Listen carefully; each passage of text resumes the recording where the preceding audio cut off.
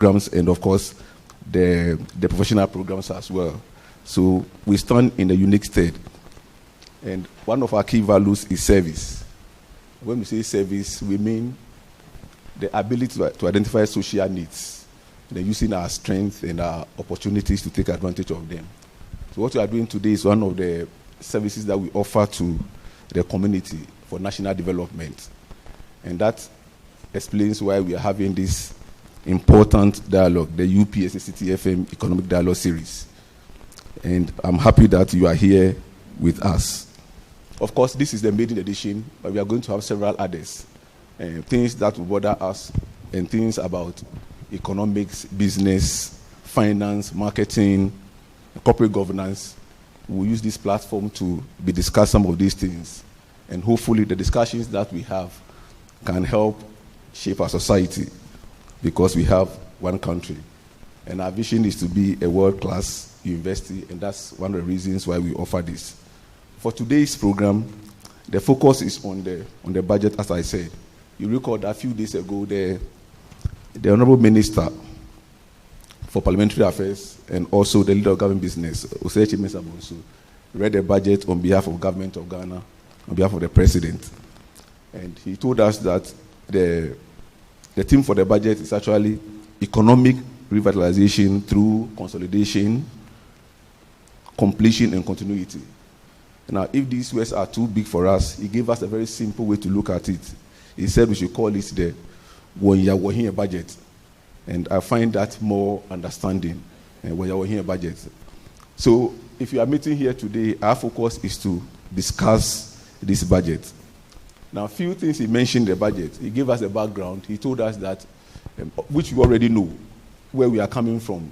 I mean, COVID situation globally, the way we have been affected, and the fact that government had to recalibrate the mid-year fiscal review to ensure that things stabilize.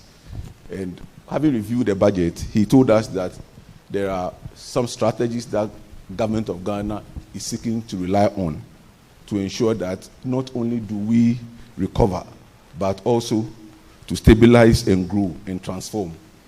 Now, there are three areas that he mentioned, that in summary. One, he mentioned the issue about revenue enhancing measures to enhance revenue.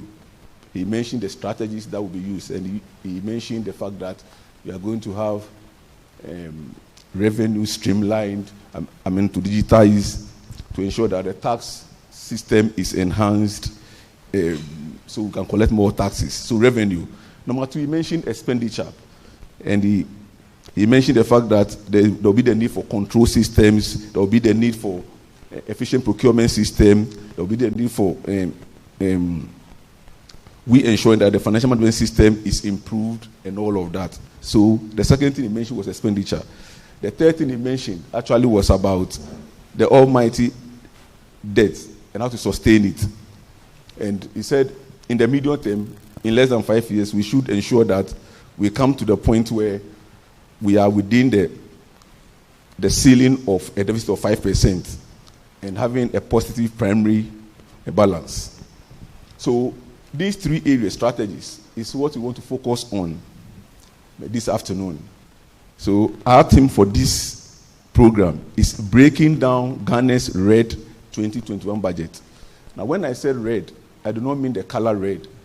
And of course, I don't mean that Ghana is in the red.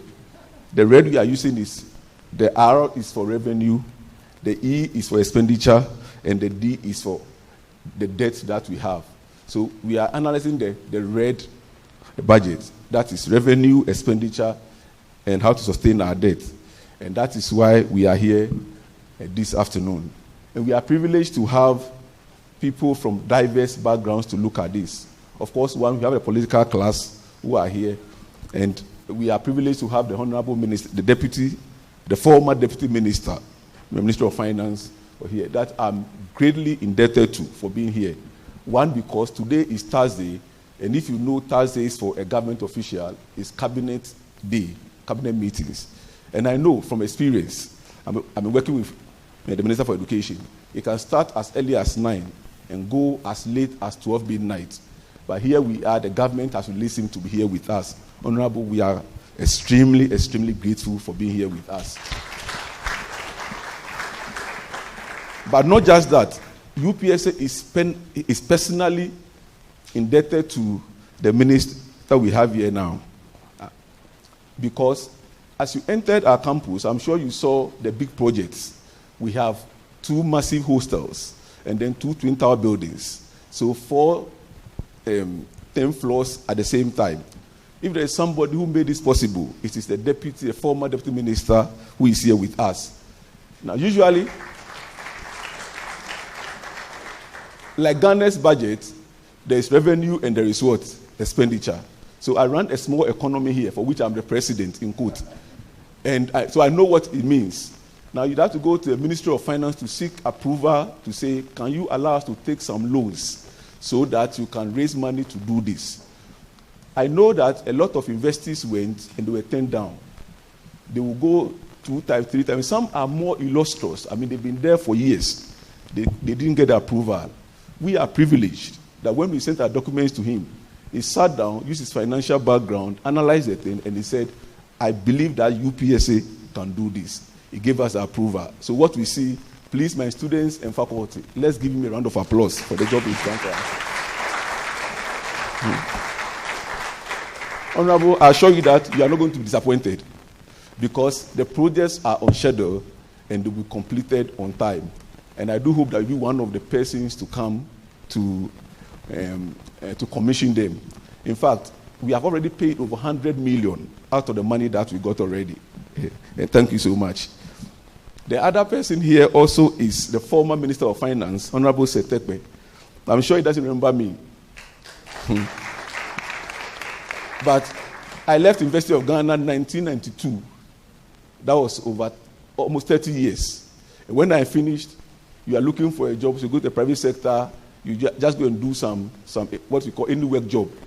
My first job I got officially was at the VAT office in 1995. And the one who employed me was actually Honorable Setekpe, and I'm grateful he's here today. And we used to have, there was some aura around him. They said the man knows everything, from economics to accounting to finance, and he's still looking long. He's looking so young. Thank you, sir, for giving me a job at that time. Of course, we have the civil society here as well, because the politicians will talk, but we also have others who would show us the way. So we have civil society here. We also have industry here. And of course, we have an academic. And the academic is coming from our own institution, UPSA. And she provides a gender balance as well. She's not here because she's from UPSA or because she's a woman, but she's here because she's qualified to be here. So rest assured that we are going to have a fantastic time. But our center, that is our research center, at the end of this program, would ensure that we have a communique that will issue to the public, that something will come out of this. And want to say thank you for being here with us. Thank you for being on air and online with us, listening to us. And thank you to City FM for agreeing to partner us to do this. We are grateful for this occasion. On that note, after my long talk, I want to welcome you to this program, and let's enjoy ourselves. God bless us all. Thank you.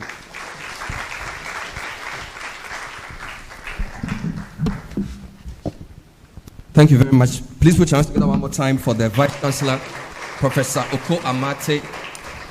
Viewers, listeners, we're live coming to you from the UPSA. This is the City UPSA Post-Budget Dialogue. We're ready to set off. Before we do that, I want to acknowledge a few people quickly. First, from the UPSA side, of course, we just had the VC. We also have the Pro VC, Professor Charles Bano. Please put your hands together for him.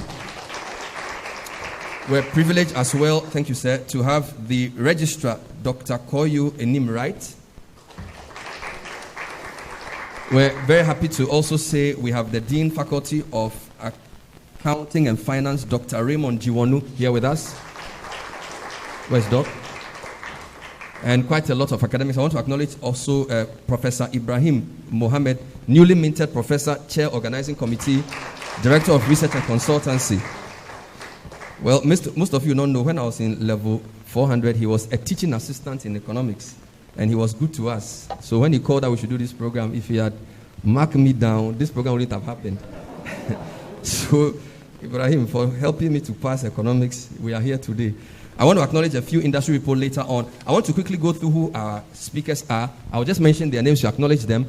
Then when I'm about to start the panel, I'll introduce them properly. So as mentioned, we have Honorable Seth Emmanuel Tekpe, former Minister of Finance. Please put your hands together for him one more time. We have Adobia Esiama Boaji, who is a member of the AGI. She's representing the AGI. Thank you, madam. I'll tell you more about her later on. We also have Dr. Alex Ampabing, who's our tax policy expert. Put your hands together for Dr. Ampabing. Thank you. As VC hinted, we're privileged to have from the Department of Finance in this university, Dr. Mariam Kriez. Did I get it right? Kriez. Thank you very much. And of course, last but not least, he's been introduced already, Honorable Charles Edubuahin, President's Rep at the Ministry of Finance. Thank you very much. So the format for the program is straightforward. We're going to take just one opening reflection on the budget. It's a long document. It was read for over 3 hours. We're not going to go over the whole budget again. Former Finance Minister will give us his thoughts on some key parts of the budget in a few slides. Deputy Minister or President's Rep says he's waived his presentation. He wants to jump into the panel. So as soon as Honorable Tekpe is done with the opening contextualizing presentation, we would got to go straight, and as VC said, we'll deal with revenue, we'll deal with expenditure, we'll deal with debt. If you're watching, our hashtag and all those things will be scrolling on the screen for you to send in your comments. We'll be doing question time for those of you here, those of you on Zoom as well. We're happy to hear you. So ladies and gentlemen, let me just tell you a few more things about Honorable Tekpe. He is our former Minister of Finance. He also runs a private consultancy. He's worked with IMF and various international organizations. Was one of the guys who set up the VAT, that very controversial tax, working at the time with former President Mills, who was the head of the Internal Revenue Unit. And Mr. Tekpe is not just a politician, he's also a teacher at heart. Been doing lots of teaching circuits within this period that he has left government. Ladies and gentlemen, it is my pleasure to welcome our speaker for this first segment, Honorable Seth Emmanuel Tekpe. Please put your hands together for him.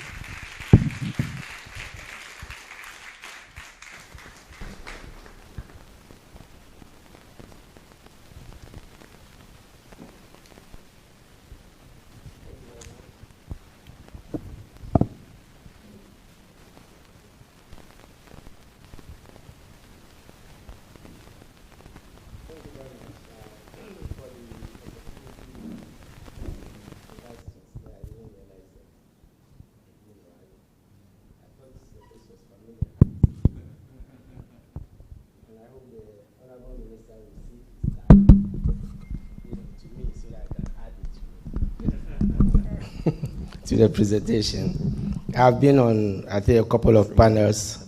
Yes. I've been on a couple of panels with Charles, and I think it's always been, something to, I can assure you that there will be, good technical discussion, but also hopefully, as people say, I'm too technical, so we hope we can bring things down, a bit for the public to understand. I have a number of slides, but as has been said, I continue to teach. That's my being faithful to my alma mater, the University of Cape Coast, and so I pick it from one of the, which I teach public financial management and public policy and VAT. Sorry, I said VAT. Yeah, VAT and other tax policies, part of the subject. Okay, so we'll just go quickly. We'll speak about the fiscal framework, overview of, the budgets, and then the reality of the fiscal risk. I think what faces the country now is the fiscal risk.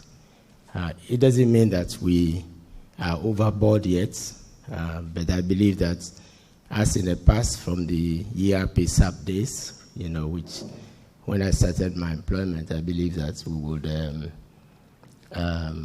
pull back from the brink, from where, we are headed. And then we'll speak about being where we are. Why are we where we are now? I will talk about a couple of issues. And for me, those of you who have heard me talk about the budget, and I don't mean it in any in any derogatory terms, but I think there is a need for us to be very candid, about the fiscal situation, especially the fact that there appears to be, I've been a politician, yes, but there appears to be an effort to blame almost everything on COVID. But there were problems before COVID, and that is what, we'll try to, discuss and establish. And then we'll conclude, with a few thoughts. By the way, talking about Kwame Preku, the first time I met His Excellency,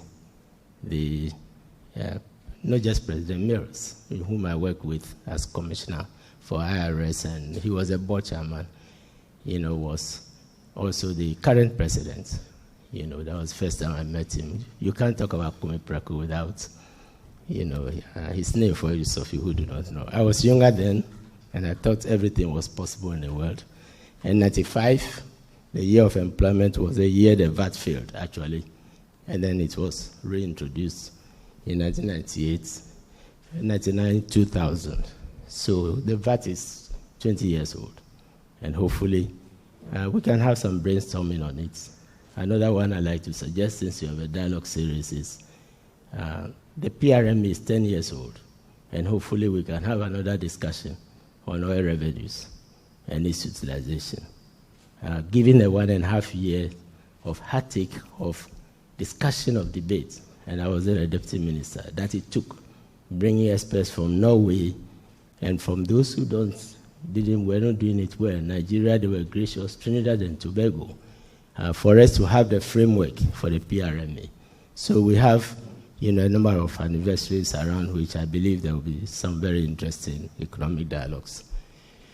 So, as I said, and I'll come to this, towards the end. But the point I like to make, quickly here is that the nation has gone through a lot of crises. And for me, this discussion is about managing crisis. We have been through crises. I mean, those who are old enough will remember the bushfires and the devastation that it caused. You remember the 1970s and 80s, which we don't talk much about Kalabule and Rawlins chain and those sort of terminology. We went through deep crisis, which gave us the ERP SAP, and which for nearly 40 years stopped the negative growth and other elements. We've had droughts. Gone were the days when every morning the first thing you watched was the level of the Volta Dam, if you remember, because Akosomo Dam was the only thing that supplied, power. Fast forward, we've had a global financial crisis. We've gone through falling crude oil prices. Commodity price falls are things which we always go through. And one of the reasons I'm very passionate about the PRMA is that the country will always go through crisis. Anybody who thinks that the country will not go through crisis, and some of them are not our making. The global financial crisis was not our making. COVID was not our making. SARS. But the good thing we can do is to prepare for the crisis. And particularly when we talk about the stabilization fund and others, it's very important. Those are the vehicles, those are the things which the advanced countries and others use to manage crisis. And those are the things we have to take seriously if, we want to, prevent crisis, from always bringing us to the brink, and then we pull back, and we'll get, to this. So this for me is very important.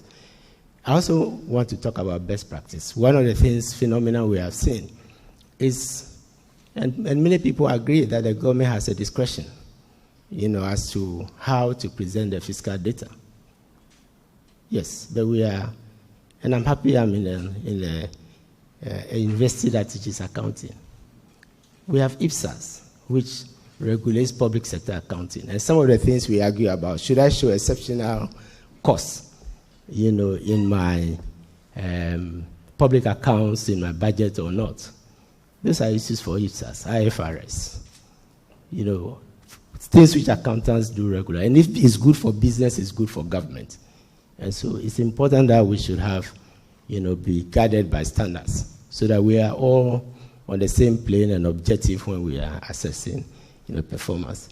And this is the fiscal framework we have. We have the cash portion, cash coming in, cash going out.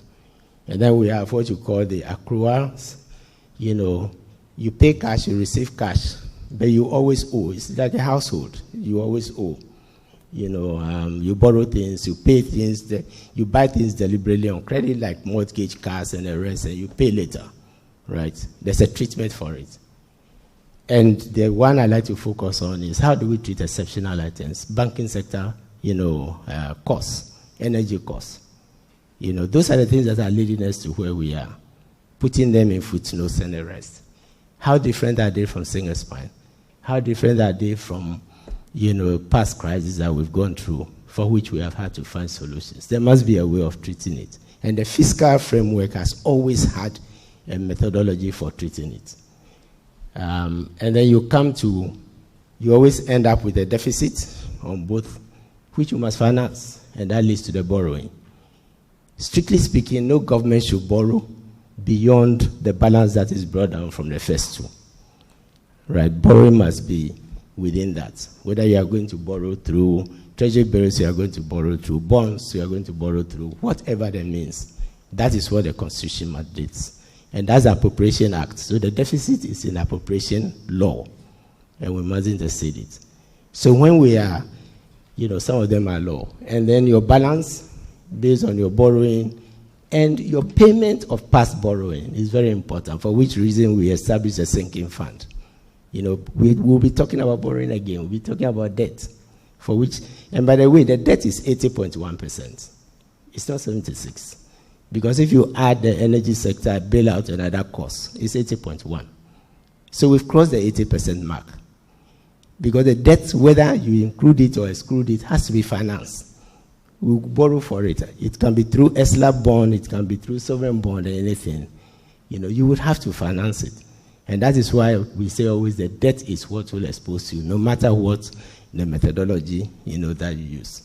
And we'll show it. And if I'm wrong, I think the representative is here to correct me. And then you, whatever you borrow and you repay, the difference you take is what adds to or lowers your debt stock. So this is a framework. You know, I hope it's very simple. It's like a household. You know what I'm talking about. You receive money, you pay money, you borrow, and you repay. If you, as a household, if you borrow to pay your child's school fees from your neighbor and you don't pay, next time it will be very difficult for you to go back, you know, and repay. But developing countries, not just Ghana, we have a habit of just borrowing and rolling over, you know, until we hit a debt crisis. So we declare HIPC, and we are being advised now to go after HIPC. I was outside, but I remember the shame of HIPC. It was like a heartache. Right? Today we are being asked to go for debt suspension because we can't get debt forgiveness because we have become a middle-income country. And becoming a middle-income country means you must therefore manage your debt. So management of debt is very important. And I think we need that, you know. Revenue performance. Our revenue is flat. And when we say the revenue is flat, and I've been an employee of GRA, you know, so by the way, because I was employed by NRS, before RAGB and the current GRA, after which before I was, you know, moved to the VAT service. So that's how the whole thing happened. So our debt collection effort is flat. The one reason it's flat is because of the rebasing. It's not because GRA is not making the effort. Because if you, and what is the effect of rebasing on debt? Debt relates, okay, let me try and simplify it. Our national output, the tax effort is how much you collect, you know, from the effort, everybody's pay. So you bring together everybody's income, and then you find out what is the percentage we are collecting from, you know, the population. So if the income is 100, and you are collecting 15% or 12%, we are between 12 and 12, 13, sometimes we hit 15%.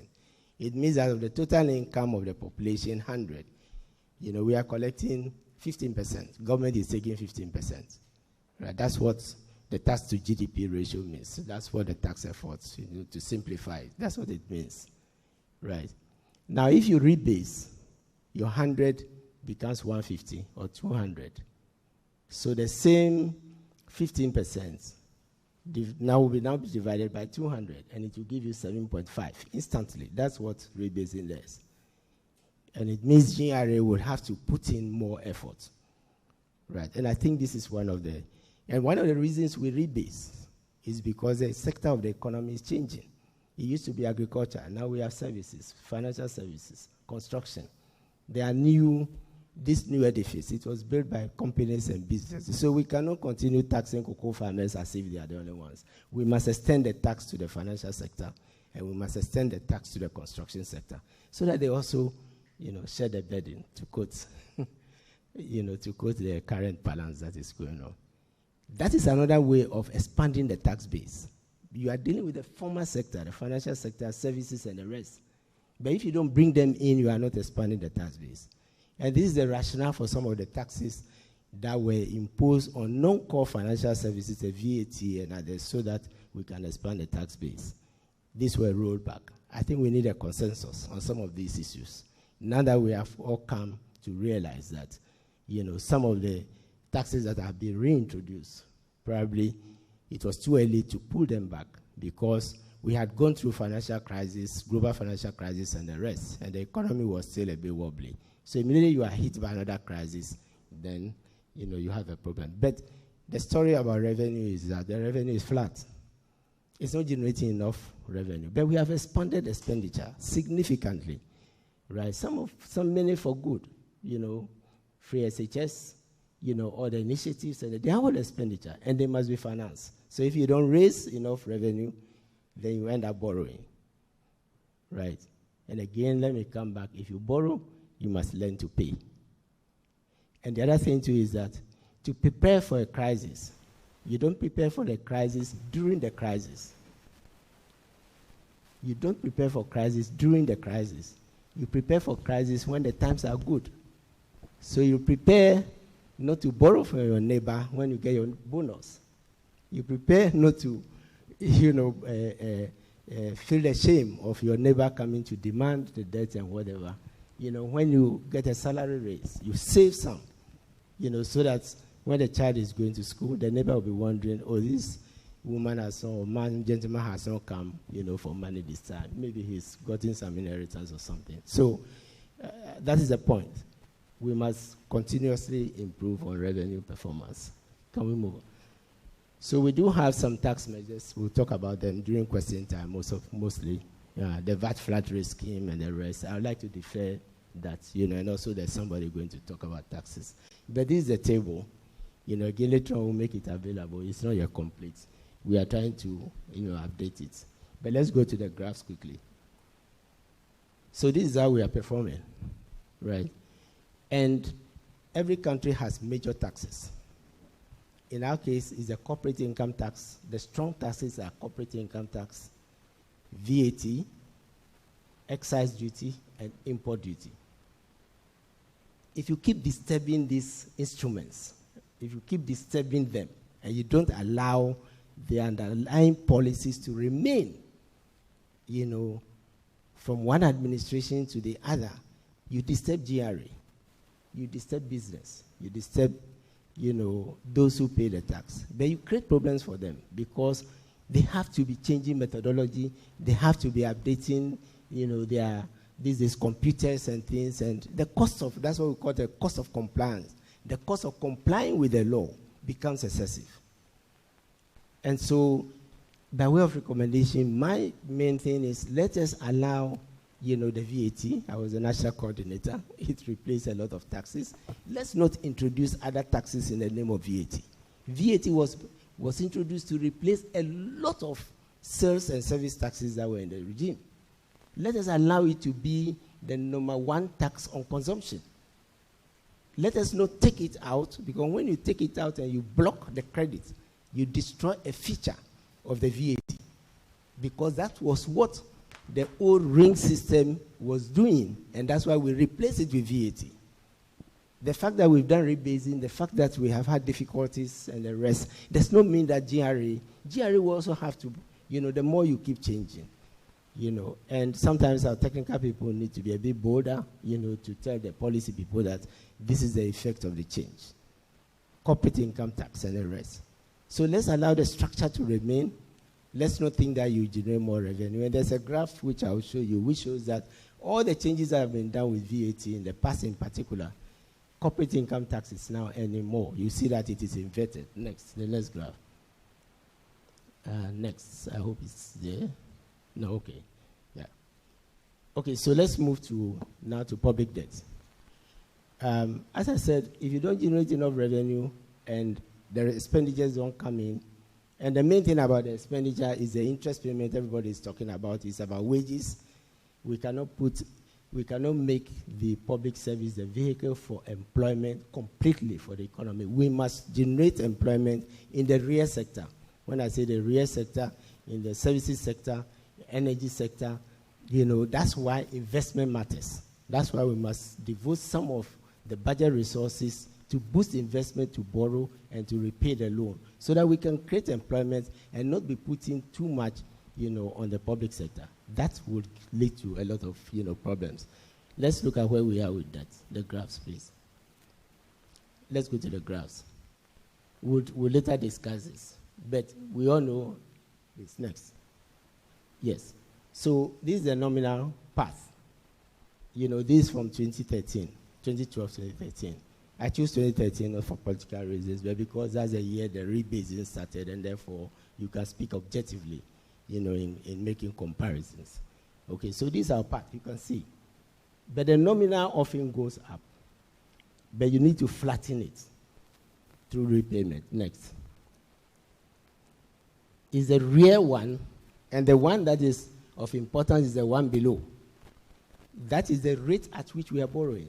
If you don't slow down the rate at which you are borrowing, right, you cannot bring down the total debt. So you have to slow it down. And that's what the sinking fund and other measures did for us. You can see that the one below started to decline. You can see the green and the blue. That is the attempt to take the bailout and the energy cost out of the base for calculation. Right. But you see that also started to rise. And so we must double our effort. This means that it can be done. We've achieved it before, no matter how short. It means that it can be done. And it was done through oil revenue. Next, please.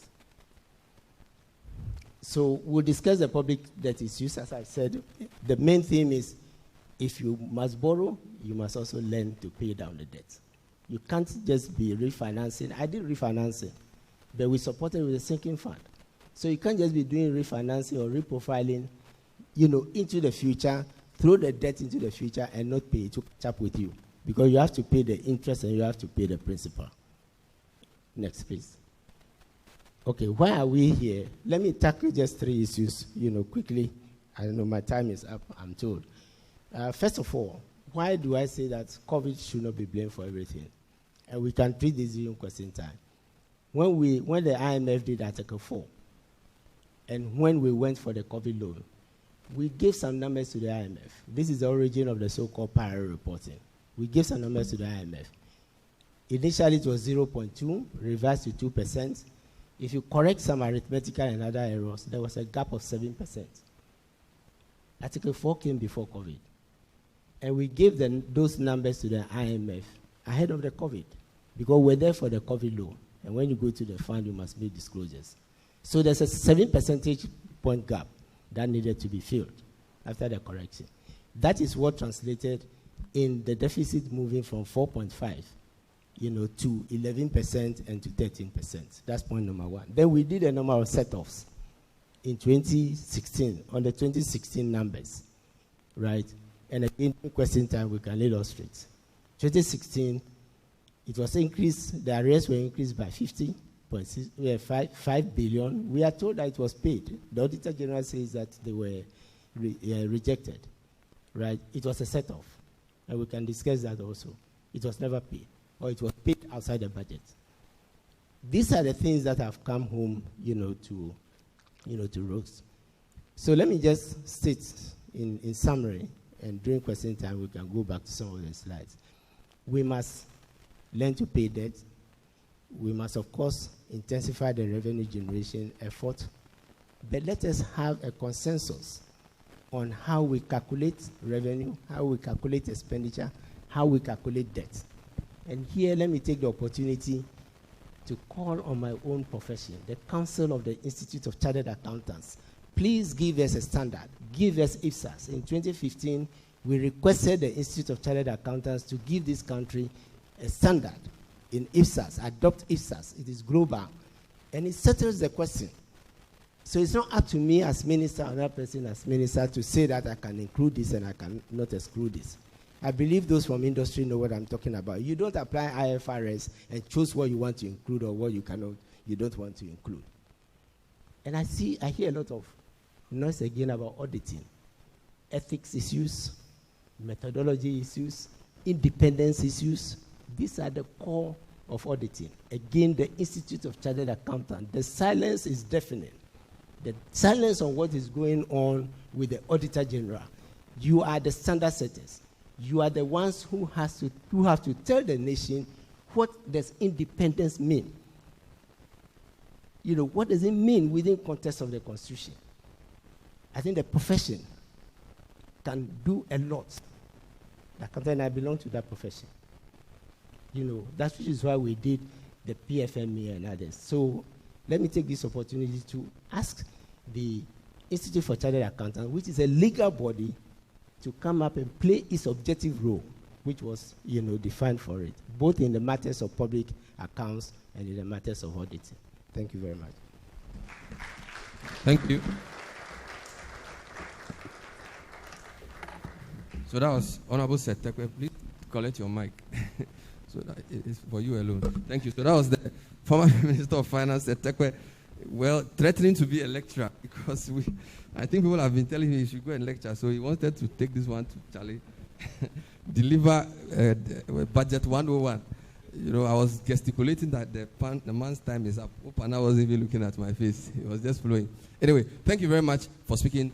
What we want to do now is to bring up our panel. Don't forget, this is the City TV UPSA Post-Budget Dialogue, coming to you from the West Wing of the UPSA's new, huge, great hall. My name is Bernard Avle. We're live on City TV. We're live on City FM. We're also live on Facebook. So who are on the panel? Apart from Honorable Setekwe, who's on the panel, I want to also welcome from the AGI, Adobia Esiama Boaje. So when I call, just come forward. So Honorable Setekwe, please come forward. You will sit in the second seat. Put your hands together for him. Madam Adobia Esiama Boaje is a member of the AGI through the automobile sector and has represented the AGI in several dialogue sessions, policy issues, and advocacy. She is the AGI rep at the National Trade Facilitation Committee. She's also the immediate past chairman of the Greater Accra Regional Shipper Committee of the Ghana Shippers Authority, where she equally assisted the authority to advocate on behalf of shippers in general. She has appreciable exposure and knowledge in international trade, shipping and logistics, and customs procedures. Ladies and gentlemen, Adobia Esiama Boaje. Thank you very much. Put your hands together for her. Next on the list is tax policy expert, Dr. Alexander Pabing, who's been teaching. He's a fiscal policy lead for Oxfam, and he leads through their Global Informal Sector Network. He is a tax and accounting lecturer for the MBA and MSc program at the Universities of Birmingham, UK. He has also lectured at the University of Warwick and Birmingham City and Coventry Universities. His PhD is in taxation. Why anybody would go and do a PhD in taxation, I do not understand. But that's Dr. Alexander Pabing. Put your hands together for him.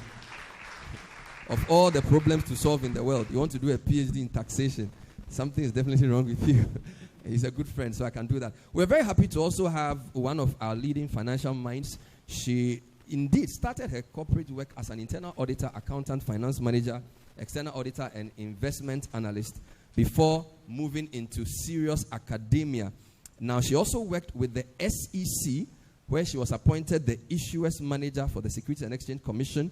She was responsible for reviewing information, memoranda, and financial reports of listed companies, including banks, for compliance to IFRS, Mr. Tekwe's IFRS. She's also an expert in Islamic finance, and she actually has a lot of interest in that area.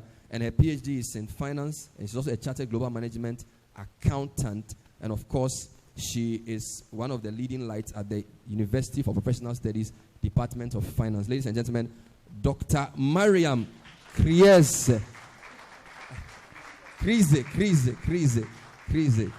And of course, last but not least, is Deputy Minister of Finance, Charles Edu Buahin, investment banker, specialized in corporate finance, investment banking, asset management, private equity, and real estate. Prior to his appointment, he was CEO of Blackstar Advisors, a boutique investment bank, an asset management firm, and Primrose Properties. He was also director and regional head of corporate and investment banking, Standard Bank of South Africa. He worked with JP Morgan for many years. He became a senior rep for Nigeria. And of course, he joined AIG's Africa Infrastructure Fund, over $400 million under him to manage. So big money doesn't scare him. And he's, funny enough, his undergraduate degree is BSc in chemical engineering from the University of Southern California before he took his MBA at the Harvard University. Ladies and gentlemen, Honorable Charles Buahin. It's our final. Great. So my plan is to take opening remarks from each person on their thoughts on the budget in general.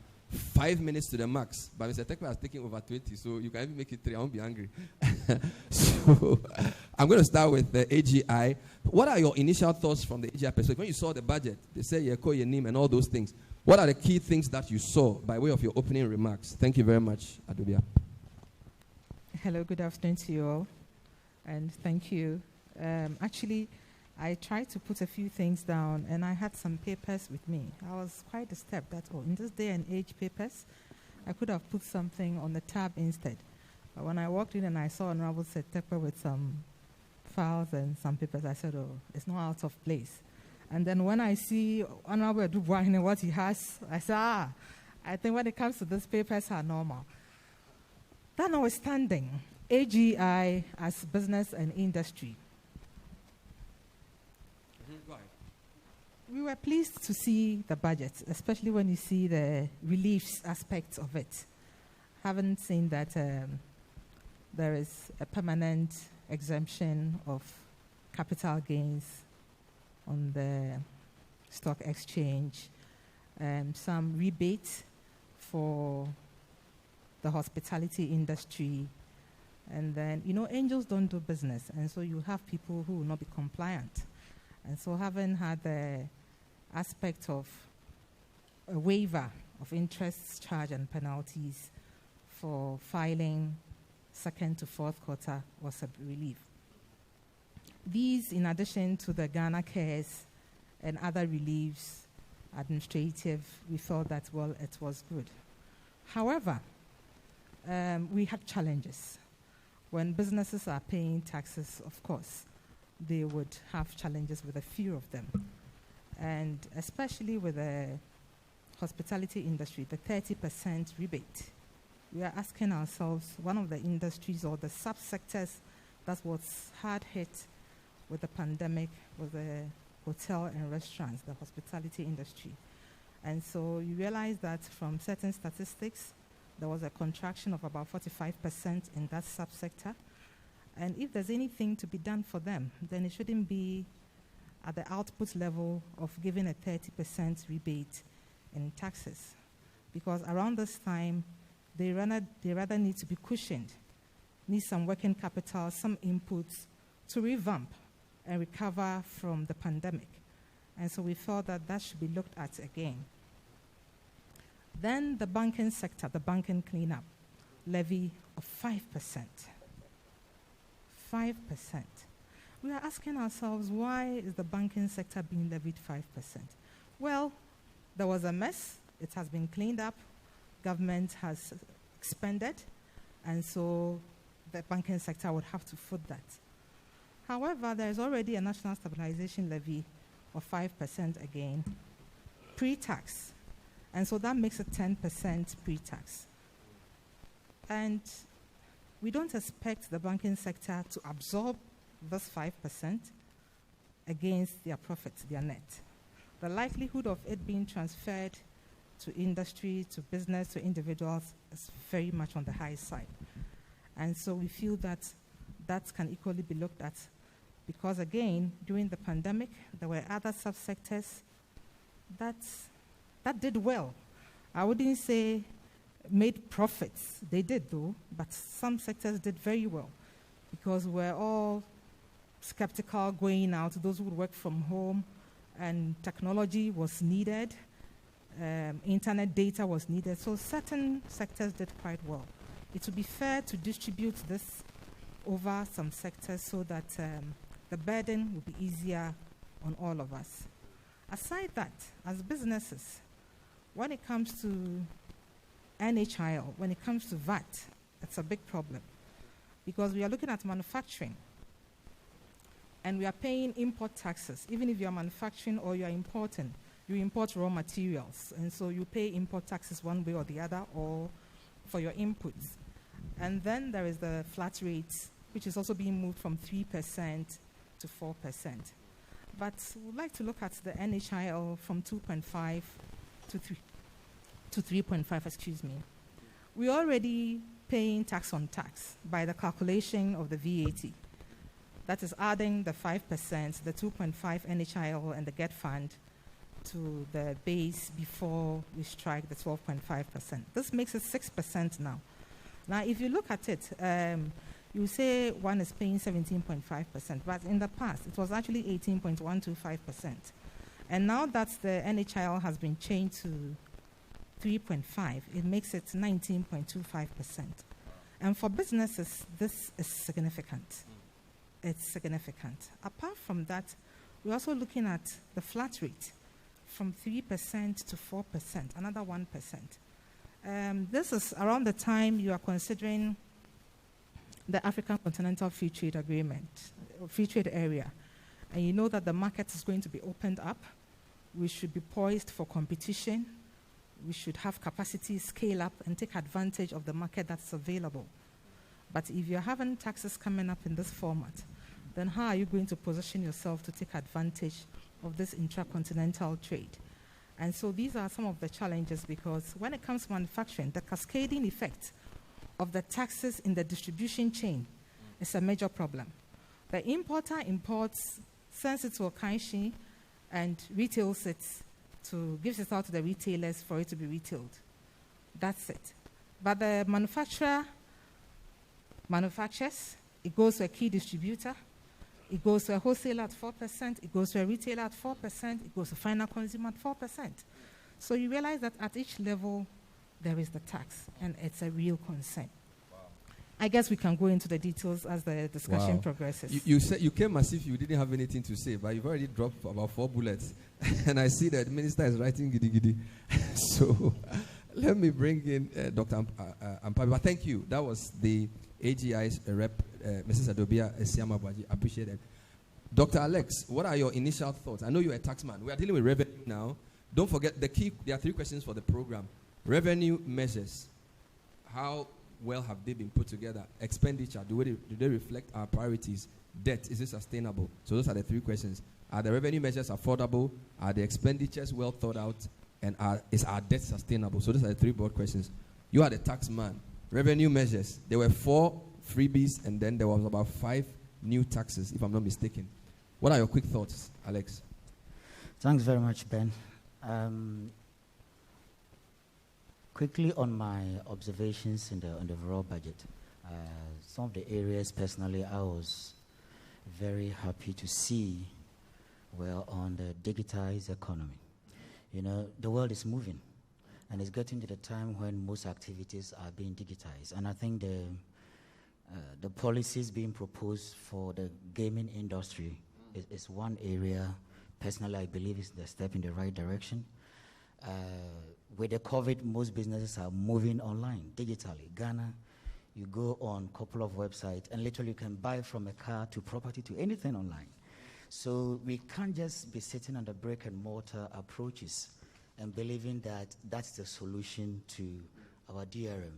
So going forward, I was very happy when I heard of the over 15 million people being captured by the national ID system, going to be roped into 10 numbers. But one thing we shouldn't jubilate is that getting people on the 10 is not equivalent to generating revenue. We still have to make sure you put in creative measures in generating the revenue. But having said that, I think this is one positive step I identified.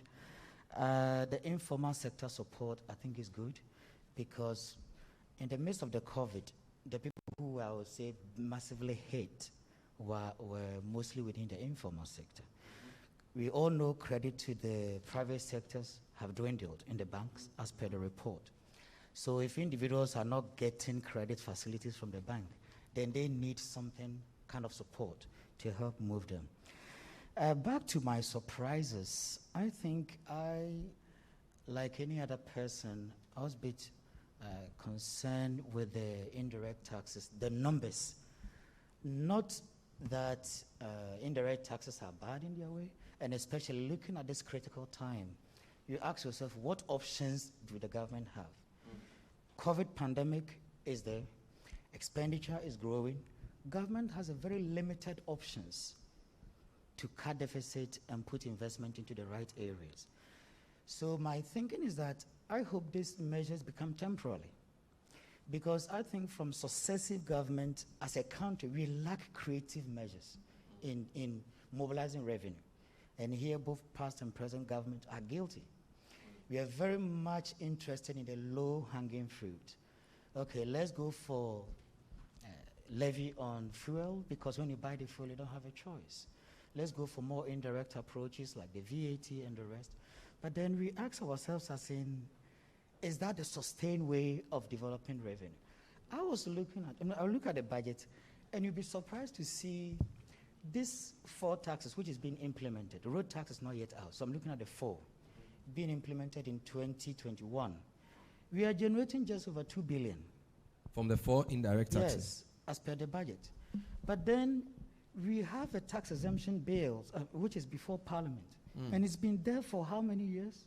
Did we do that because we wanted to please the IMF, or because we really wanted to reform a sector and generate revenue? Our tax exemption currently stands over about 5 billion, which is more than double what these 4 taxes are going to generate. Let me get this straight. You are saying the 4 new revenue measures: COVID health levy, 1% VAT flat rate scheme, 1% NHIL, the sanitation and pollution levy, 10 pesos per litre on petrol and diesel, Yes. financial sector cleanup levy, 5% on profit before tax. These together give us only 2 billion cedis. Ben, I have, if you go on the budget, I think Appendix 3B, on page 210, you have pollution levy 311, COVID-19 levy 889, energy sector 666.2, financial sector 219. If this For the year? Yes, for the year. Is this correct? Okay. This is correct. Say again. Well, for the rest of the For financial the rest year. of the year. So yes, because we are already in March. Exactly. So Ben, Putting the 3 together, by The December 4. we're getting 2 billion. The you're 4 getting together. just 2 billion. 2 billion. Yes, 2 billion and 280 million. Now, here we have an exemption bill which can save us. I'm not saying all the exemptions are wrong, but I'm talking about the needless, avoidable exemptions. Why won't we tackle the exemptions? Why won't you look at property taxes? There's a huge potential within property tax. If we can have a reformed system to have a well-standardized way of valuing the property, having, getting the assemblies to be more up and doing, there are a number of ways we can generate revenue. And one area I was also looking at, the tax system in Ghana is generally extremely regressive. I'm talking about the PAYE taxes. Somebody earning 420 is already in the tax net. But each of these people, anyone who pays taxes in Ghana, is entitled to what we call the personal allowance. The personal allowance gives a tax-free of 319. One recommendation I have been pushing for, and I was hoping the government was going to take, was to take away the personal allowance from people who are on a higher income. Say somebody on about 200,000 or 250,000. These people don't really need the 319, but somebody earning 500, why should a measure that's meant to bridge inequality gap become a wholesale for everybody? So my biggest recommendation here before I leave today is that people on higher incomes should be taking away the personal allowance. And to me, if you have the figures, you'll be able to check how much government will be freed in terms of revenue. But having all this across board, then is a These problem. are powerful introductory remarks, Dr. Alex Ampabi. Please put your hands together for him. This is the City UPSA post-budget dialogue. These are just introductory remarks on the revenue side. You like digital, you like gaming, but we are focused too much on indirect as against direct. And we don't understand the tax exemptions, the 5 billion. You will deal with it. I'm moving gradually. Let me come to Doc Chris. Thank you. Please, your initial thoughts on the budget.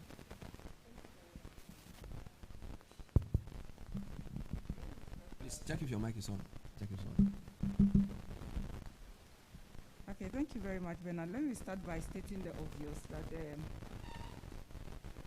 the coronavirus pandemic has devastated economies all over the world.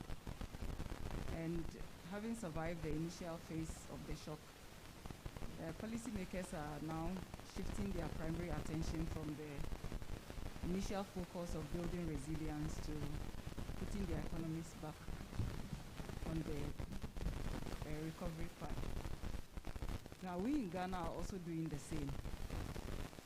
Listening to the budget as presented by Honorable Chairman Sabonsu, there were two issues that were of importance to me.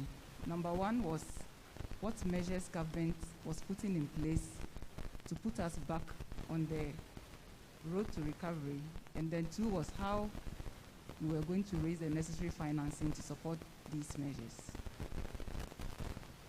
Now, having said that, I looked at the various programs and initiatives under the Ghana Cares program, and I thought that those initiatives geared towards revitalizing industry, promoting agric, creating jobs, and developing infrastructure were in the right direction. However, looking at the expenditure section of the budget, I was a bit concerned because when you look at that section, you see that 90% virtually of the total expenditure is recurrent. Only 10%. 90% of the expenditure is recurring. It's We're changing your recurrent. mic. It's giving us a bit of a sound. So you've already jumped into expenditure. No problem. 90% of the expenditure is recurrent, not investment. It's recurrent. You have a problem And with even that. if you add those capital investments and the grants going to the government agencies, then the amount increases to 16%. Hello? We have a challenge with the mic. Can we sort that out shortly? Please try again. So the amount. There are some demonic forces in there. They don't want you to land, but they lie. We bind them. You will deliver the matter today. Please try the next one. I think you are saying some contentious things. All right, so go ahead. Let's try. Okay, so is it okay? Yes, it's better. Okay, so I was just saying that looking at the expenditure side, I mean, we are saying that we want to put our economy back on the growth trajectory. That means we need to invest in capital. So having just 10% of our expenditure going into capital, I don't think it's in order. And apart from the fact that, I mean, a huge chunk of the expenditure is also going into payment of interest, which is a bit worrying because if you take a look at the primary balance, it tells you that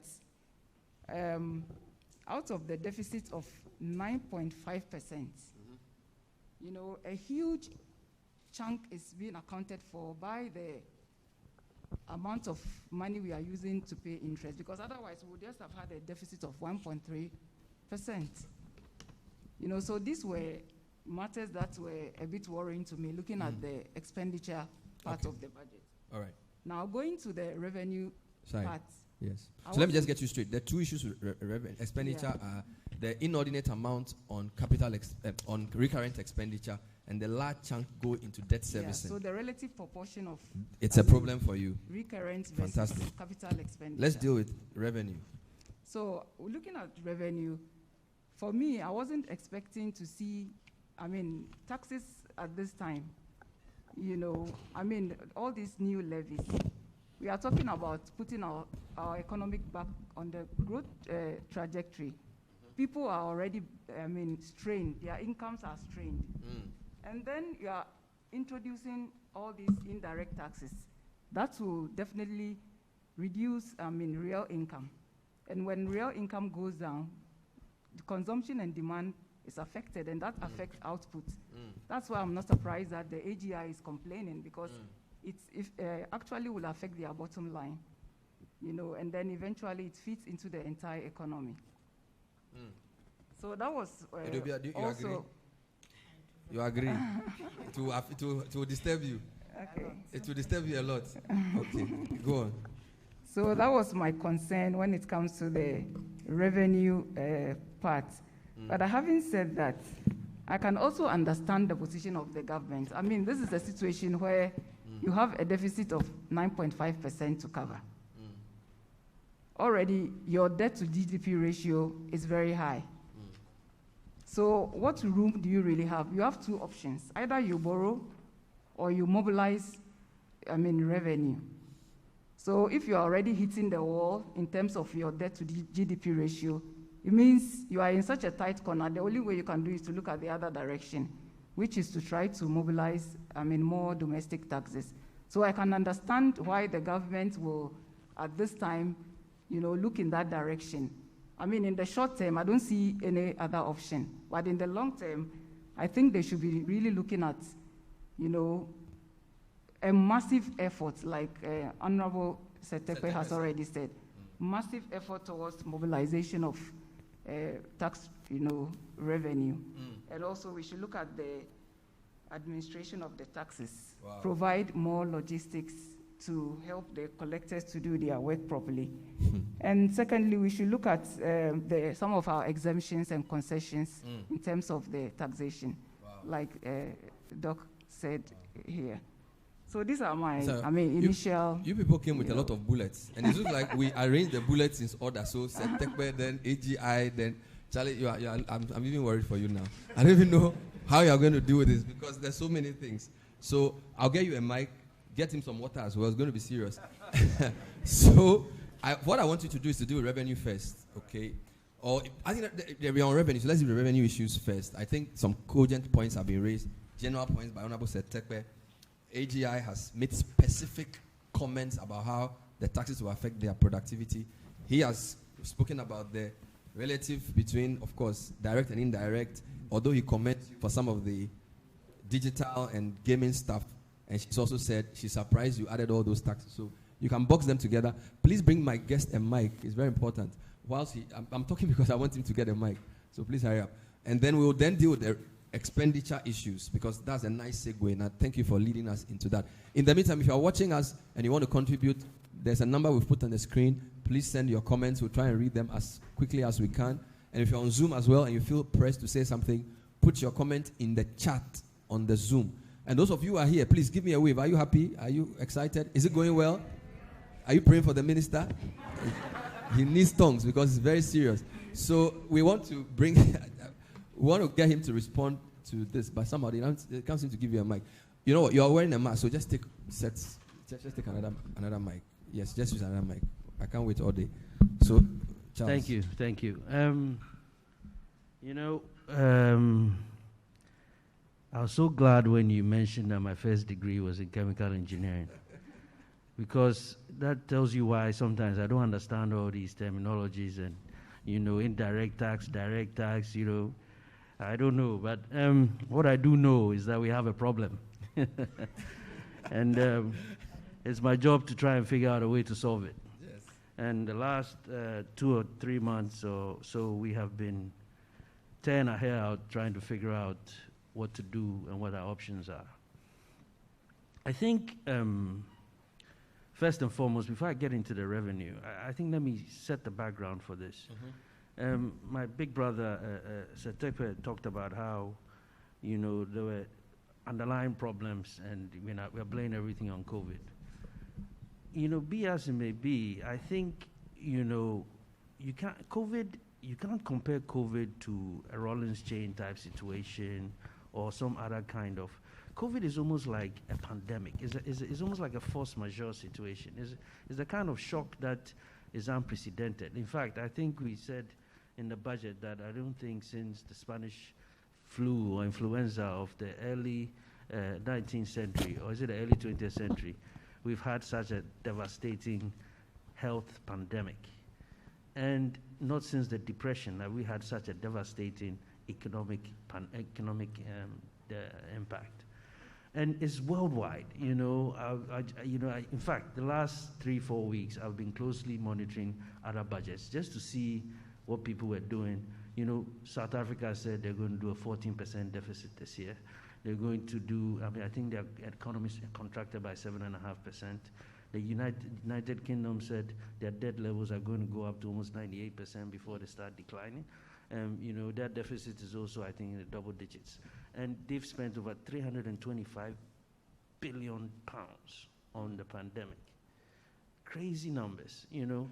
And so I think, in a way, we've been a victim of our own success. Because of our quick response and the solid leadership of our president, we've tackled this pandemic a lot better than others. And I think all of us appreciated that at the beginning of this year when the second wave hit. All of a sudden, every one of us knew somebody who was in hospital or died from COVID. So that's when it hit home. I mean, last year, we were all playing with it. We didn't realize how devastating this could be. And then now, all of a sudden, we had people dying, we had hospitals full. In fact, that was when I first realized how lucky we were to have ordered these 270-odd ambulances, because these ambulances had ventilators in them and could serve as extensions of our hospital beds. You know, so really and truly, we've been lucky. But it's not only been luck, but it's been preparedness and a lot of hard work and consistent meetings to address this pandemic. But be as it may be, it created a big hole. We looked at our numbers in February last year, going into March, realized that our revenues were going to be down over 13.5 billion. The expenditures related to COVID, in terms of providing health-related expenditures for COVID to protect lives and livelihoods, was going to be another 11 billion plus. That is a 25 billion number. Your revenues go down 13.5, your expenditures go up 11. That creates a big gap of about 25 thereabouts billion. How are you going to pay for that? You know, you have to find a way to pay for that. You can't go and say, hey, I'm not going to pay for that. You know, you have people dying on the streets. So we had to figure out how to pay for that, which we did. And it resulted in a lot of borrowing. We ended up at the end of the year with elevated debt levels, 76%. You know, if you want to throw in your ESLA debt and everything, yeah, maybe you go up to 81%. Doesn't matter, you know. And that's another thing, you know, for me, and I think that's a fundamental difference with where I come from as an investment banker and the economists and the accountants. The issue with your debt stock is not really a problem if you have the cash flow to support your interest payments. That is why, in fact, you can go into the market and issue a perpetuity bond. A perpetuity bond means that you never have to pay the principal. All you have to do is service the debt, right? So really and truly, your debt stock, really, if you can pay, and there are some countries that have debt to GDP of 150%, 160%, but their cash flows can substantiate their debt. Now, when you look at our economy and you have your tax revenue, which is 12% of your GDP, and you compare it to another country where their tax revenue is 20% of the GDP, you see where the problem lies. And that's where the problem lies, because we are not generating enough revenue to be able to service our Can you just explain, if you shouldn't compare the debt to the GDP part to the cash flow, and yet your tax revenue is very low? No, I'm not saying you shouldn't compare the debt. You're saying that if you have I'm saying that a good if you have flow, solid cash flows, yes, you can have more borrowing or more debt on your books and be able to service but it your comfortably. tax revenue is your main source of cash flow, in addition to borrowing. Yeah, no, your tax revenue is your revenue. Borrowing is not revenue.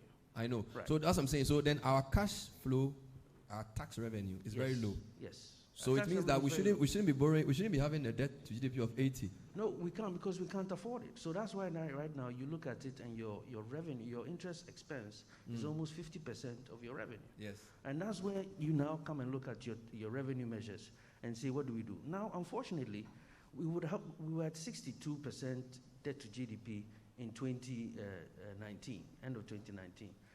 If we had moved on the same trajectory as we intended to, and we had gotten the growth of about 7%, 6.8% that we expected to get in 2020, would have ended up at the year below 60% debt to GDP. So we're on the right trajectory. And our interest expense as a percentage of our revenue will be a lot less than the 50%. So this shock put us into a territory where all of a sudden we're now in a position where our debt stock had elevated, and the interest that we now have to pay because of that unexpected debt that we had to borrow to address this COVID had gone to now be almost 50% of our revenue. Zatekwa is shaking his head vigorously. Yeah, I know. I mean, you know. You don't agree? Yeah, I didn't want to shake mine when I was listening to him because, you know, I gave him his chance, but, you know. But you see, so you have a situation where now you are in a bind by no fault of your own, and you have to address it. And he made an interesting point about, you know, you don't prepare for a crisis when you're in one. Trust me, if we hadn't fixed the banking sector, if we hadn't made those tough decisions and fixed the banking sector, try to fix the energy sector, and recapitalize the banks, we would have been in a much worse situation, and the banks would not have been able to step in and provide some of the reliefs that they did and postpone loan payments and so forth they did to private sector. You know, so all those things put us actually in a position where we're much better fortified to manage. Okay, I'll let him react to what you've said, but I wanted to deal with two specific issues. So now, the emphasis on indirect taxes, which appear more retrogressive than direct taxes. No, it's okay, just leave it. Than direct taxes, which would have been better targeted. He gives an example of property tax. You are using, he's basically saying you are taxing poorer people. Right. And then you are getting only 2 billion from all these your nuisance taxes by end of the year. Meanwhile, you are giving away 5 billion in tax exemptions. Okay. Why are you doing that? Now, first and foremost, there are consumption taxes, and you know, as I said, I'm not a tax expert. Would you have a PhD or a master? I'm even scared. But you have a consumption tax and you have income taxes. Consumption taxes are indirect taxes. They are at the back end. I'm a worker. I go to work every day. I get paid. When I get paid, I pay income tax on my income. I turn around that evening and I can decide if I want to go to a bar and buy a beer, or I want to, go out and do something. If I'm going to buy something, I'm consuming, and then I'll pay a consumption tax. It's discretionary. If I decide not to consume that, I don't have to pay it. Now, of course, there are some things that you need necessarily, food and so forth and so on, even though fuel and so forth, that you have to buy. So, but of course, if I drive a 4x4 V8 engine, I'll pay more for my fuel because it takes more to fill my tank than if I drive my Tico. If I drive my Tico, I'll pay a lot less. But if I take a trotro, I have no choice. But if you take a trotro, then the cost of that fuel has been amortized over 20 people on the same trotro than just one person sitting in a big 4x4. But it hits me more because I'm a lower income person. It may hit you more. It may hit you more because and it's relative not a choice. Taking trotro from Kaswa to Accra to do push a truck is not my choice. You can decide to drive a Tico or a Mercedes Benz. So it's retrogressive. That's the point he's making. Not necessarily. I don't think it's as retrogressive as they make it out to seem, to be honest. And all I'm saying is that it's on consumption. If I had gone and said, hey, look, I'm raising corporate income taxes from 25% to 30%, then you can say, look, why are you doing this to us? We are companies, we've struggled in the hospitality, tourism industries, and we are now sitting here and we are getting hit with this increase in corporate taxes. If I'd gone into PAYE and I said your personal income tax, it needs to go up because we want to get more from you, then you say, oh no, that's not fair. I already got laid off, or I almost got laid off from my job, my hours were cut, so why are you doing this to me? And that's why when we looked at it, we looked at these particular taxes. And on the fuel was one of the only commodities that plummeted during COVID. So you went from a high of almost $70 a barrel to almost $32 a barrel in 2020. In 2020, fuel prices at the pump at the lowest came down a lot. I think they came down over 7.5%. It's gone back. It started going back up. But it's still not. It's still 5.33. Yes, per liter. Right. And we haven't added your taxes yet. Right. But it's still not up to where it was in 2019 and 2018. But it's going up, and you are going to make it reach there. It is. But it's not back to where it was before COVID hit. So if you looked at it, we are like, where is it that the pain may not be as much as it is. Because I think what we first have to agree is that we had to find some revenue measures, some new tax measures to be able to increase our revenue. But that's not the only place. We have also looked at compliance. You spoke about exemptions. Exemptions, we have an exemptions bill that we've laid before Parliament. We've taken it back because we want to update some elements of it, and we intend to submit it this year. And that is one thing. Exemptions is a big deal. The exemptions are way too much. We give exemptions for mining sector, oil and gas. Everybody gets exemptions. We've got to look at that closely. We also, property tax rates. That is something that we are very keen on doing. The only reason why we didn't mention it is because we mentioned in the first two budgets, and every time we mentioned it, and nothing happened. So we said, look, right now, let's keep quiet. Let's get it done, rather than put it in the budget. So, it is on the back of this digital address system. That's how we are getting to be able to enforce this property taxing. Once we get a digital address system done and every house identified, then we can enforce. Let me just take another question for you, because I wanted you to address things that have been raised specifically. Yes. But viewers will bring you in shortly. I hope I was doing that. Yeah, no, I want to address this particular one from AGI. AGI said they needed cushions and not more taxes. So the rebate you gave is almost like, but people have lost their jobs. They've lost, like hospitality industry, you are giving them a tax rebate. Yes. That's why you need an injection to revitalize hospitality. Yes. So telling them not to pay their tax, they don't even have any money. So there's no point. No, but you see, and that was also a signal to, you see, because in fact, one of our biggest challenges during COVID was the extent of the informal economy. It was very hard to figure out how to target the needy people and identify them and put in place the support where it was most needed. And because we don't even have an unemployment insurance or like a welfare system, people who got laid off had no safety net. And so when it comes to the industry, we said, look, what we'll do is that we'll get the banks to give you, we'll set up a guarantee scheme with the banks and say, banks, lend to industry, especially to the sectors that have been adversely affected, and we will guarantee these loans. And so we set up this guarantee scheme. We gave money to MBSSI for small to medium enterprises to give these soft loans to them, very cheap soft loans to help them come out of this. We've tried to make sure that all the face masks and all this stuff, PPEs that we needed to address COVID was manufactured locally, And so what we've tried to do is generate business where we can. In fact, even with when we had to house or keep visitors coming in abroad, we went to all these hotels that we knew had been adversely hit and said, look, give us 100 rooms, give us 50 rooms, so that we can generate some business for you, because we know how badly hit you've been. So what we've tried to do is provide financing, cheap financing, to help these businesses get back on their feet. And that's the way we want to support them, right?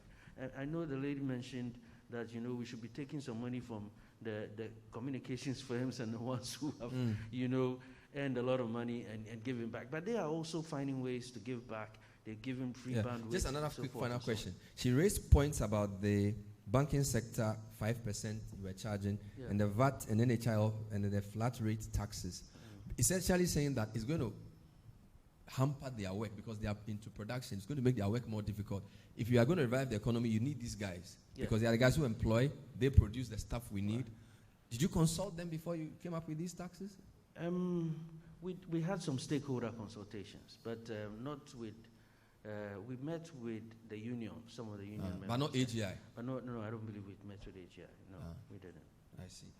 All right, so let's move to, quick reaction. Any reaction on the floor before I go to the next one? Before we go to expenditure, so quick reaction, 1 minute. Let's make it exciting. Doctor.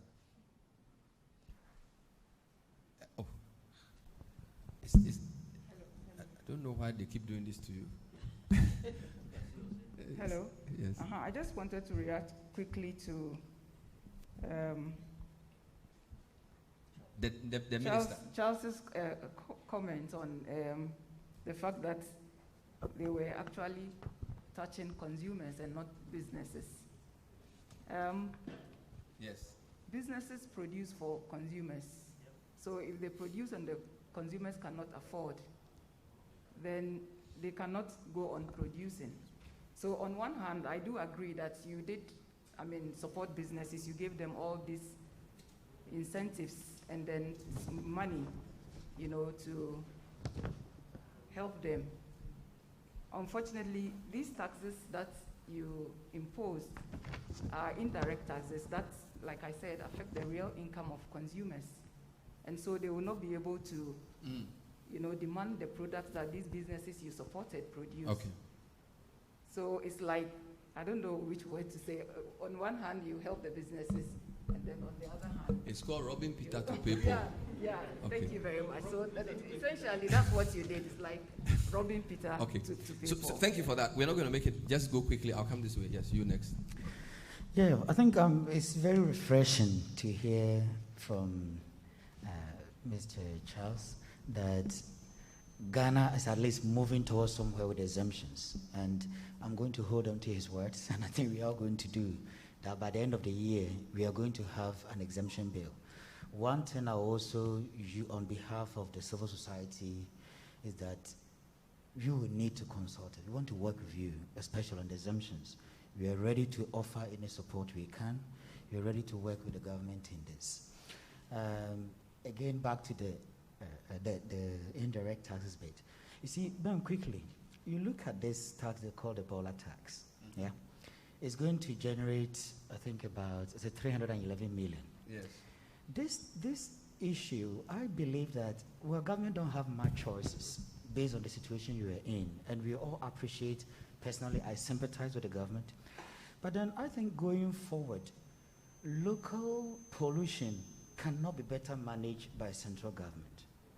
You see, with the property address taxes, property address coming in, you go to the point where the local assembly should be empowered to take leadership role in collecting house taxes, like we have the council taxes in the UK and other areas, where they use that money to collect the rubbish or the bins, and then they use parts for local security. So people are paying knowing that, one, their streets are secured. Police are policing all the time. Their bins are taken care of. Central government, I don't think, has a key to managing pollution. And so you are referring to the sanitation and pollution levy. Correct. JB, if you have, I can put that up. It's a 10 peswa levy per litre on petroleum and diesel under ESLA. Yes. And your argument is that refuse is decentralized. Yep. For government to collect that money centrally to deal with local refuse is anti-decentralization. Yes. And also, one thing I'm hoping is that... It's not for bola collection. No, it's for, but you wrote it's it for on landfills and few other. I can read it here. You can put it up. You said it's for improvement of urban air quality and combat air pollution, revamp and reconstruct poorly managed landfill sites, reconstruct final treatment and disposal sites for solid and liquid waste, provide dedicated support for annual maintenance and management of major landfills, and construct medical waste treatment facilities. The point is that these things are managed by assemblies. No, the other one. They're not managed by assemblies. No, I'm saying, so central government is now building landfills? What happens? Please give him a mic. So what happens is that you have maybe, call it Clotte area. Sanitation and pollution. They all pay, everybody who has a house, they will pay some fee and his rubbish is collected. And it's taken to some centralized point in Accra or somewhere, right? Then from there, it's moved to a major landfill site in, I think there's one in Pong or something that it goes to. That services maybe the whole of Greater Accra. That the municipal assembly has nothing to do with. Government ends up picking up the tab for management of that landfill site. And the danger with that is that if you do not pay, and that place is not managed properly, and the people walk off the site, your rubbish quickly mounts up, and before you realize, it's backed into. But I remember you your spoke about cities. municipal bonds, where cities can now borrow on their balance sheet. I think you try to do that, where you can say AMA is big. They should go and take money and then charge Accra residents for a landfill site. It shouldn't be central government with finance minister thinking about landfill site, because the needs of Accra is not the same as the need for Tamale. So you need to pass what you call a municipal finance bill to be able to get your municipalities to have their own balance sheets. And that is another bill that I think it was started in Kufuor's time, which still hasn't been passed, which we have to look at again and bring back. But you see, these things, you also have to be careful. As soon as, if you don't monitor it properly, and you now have municipalities with an ability to borrow, if you don't take care, before you realize they are bankrupt. And it's happened severally in other countries where you go to some city and it looks like a ghost town because they just went overboard. So, you have to make sure that, the cities and the management of these cities are well equipped to be able to move to this next level of being able Fair to enough. finance. Thank you. AGI, what's your quick comment so far, what you've heard? Well, about the sanitation and pollution levy, we already have this environmental tax of 10% specific for the plastics. Those who are dealing with the plastic and water drains and all that. And this environmental tax ends up in the consolidated fund. And so we haven't seen much being done with it. With the introduction of, or the proposal of the sanitation pollution levy, we look at it as virtually the same thing. Perhaps you have the landfill sites and others added to the sanitation levy, but it ends up doing the same thing. So we are saying that why the need? And even if it has to be done, can we consolidate the two and earmark a fund for it so that it doesn't land in the consolidated fund? We should be able to monitor and know that this is how much we have collected for this particular purpose and use it exactly for that purpose. If it is done that way, then perhaps it will be a better position, because early on I heard Accra to be the cleanest city, but trust me, driving through the cities of Accra, I haven't seen any indication of cleanliness, central business district or even in the localities. Then back to the revenue again. I'm looking at revenue leakages in the petroleum industry downstream. We know there's a leakage that's, from the information I have, about 1.7 billion. And Doc mentioned that the taxes we are proposing will give us about 2 billion.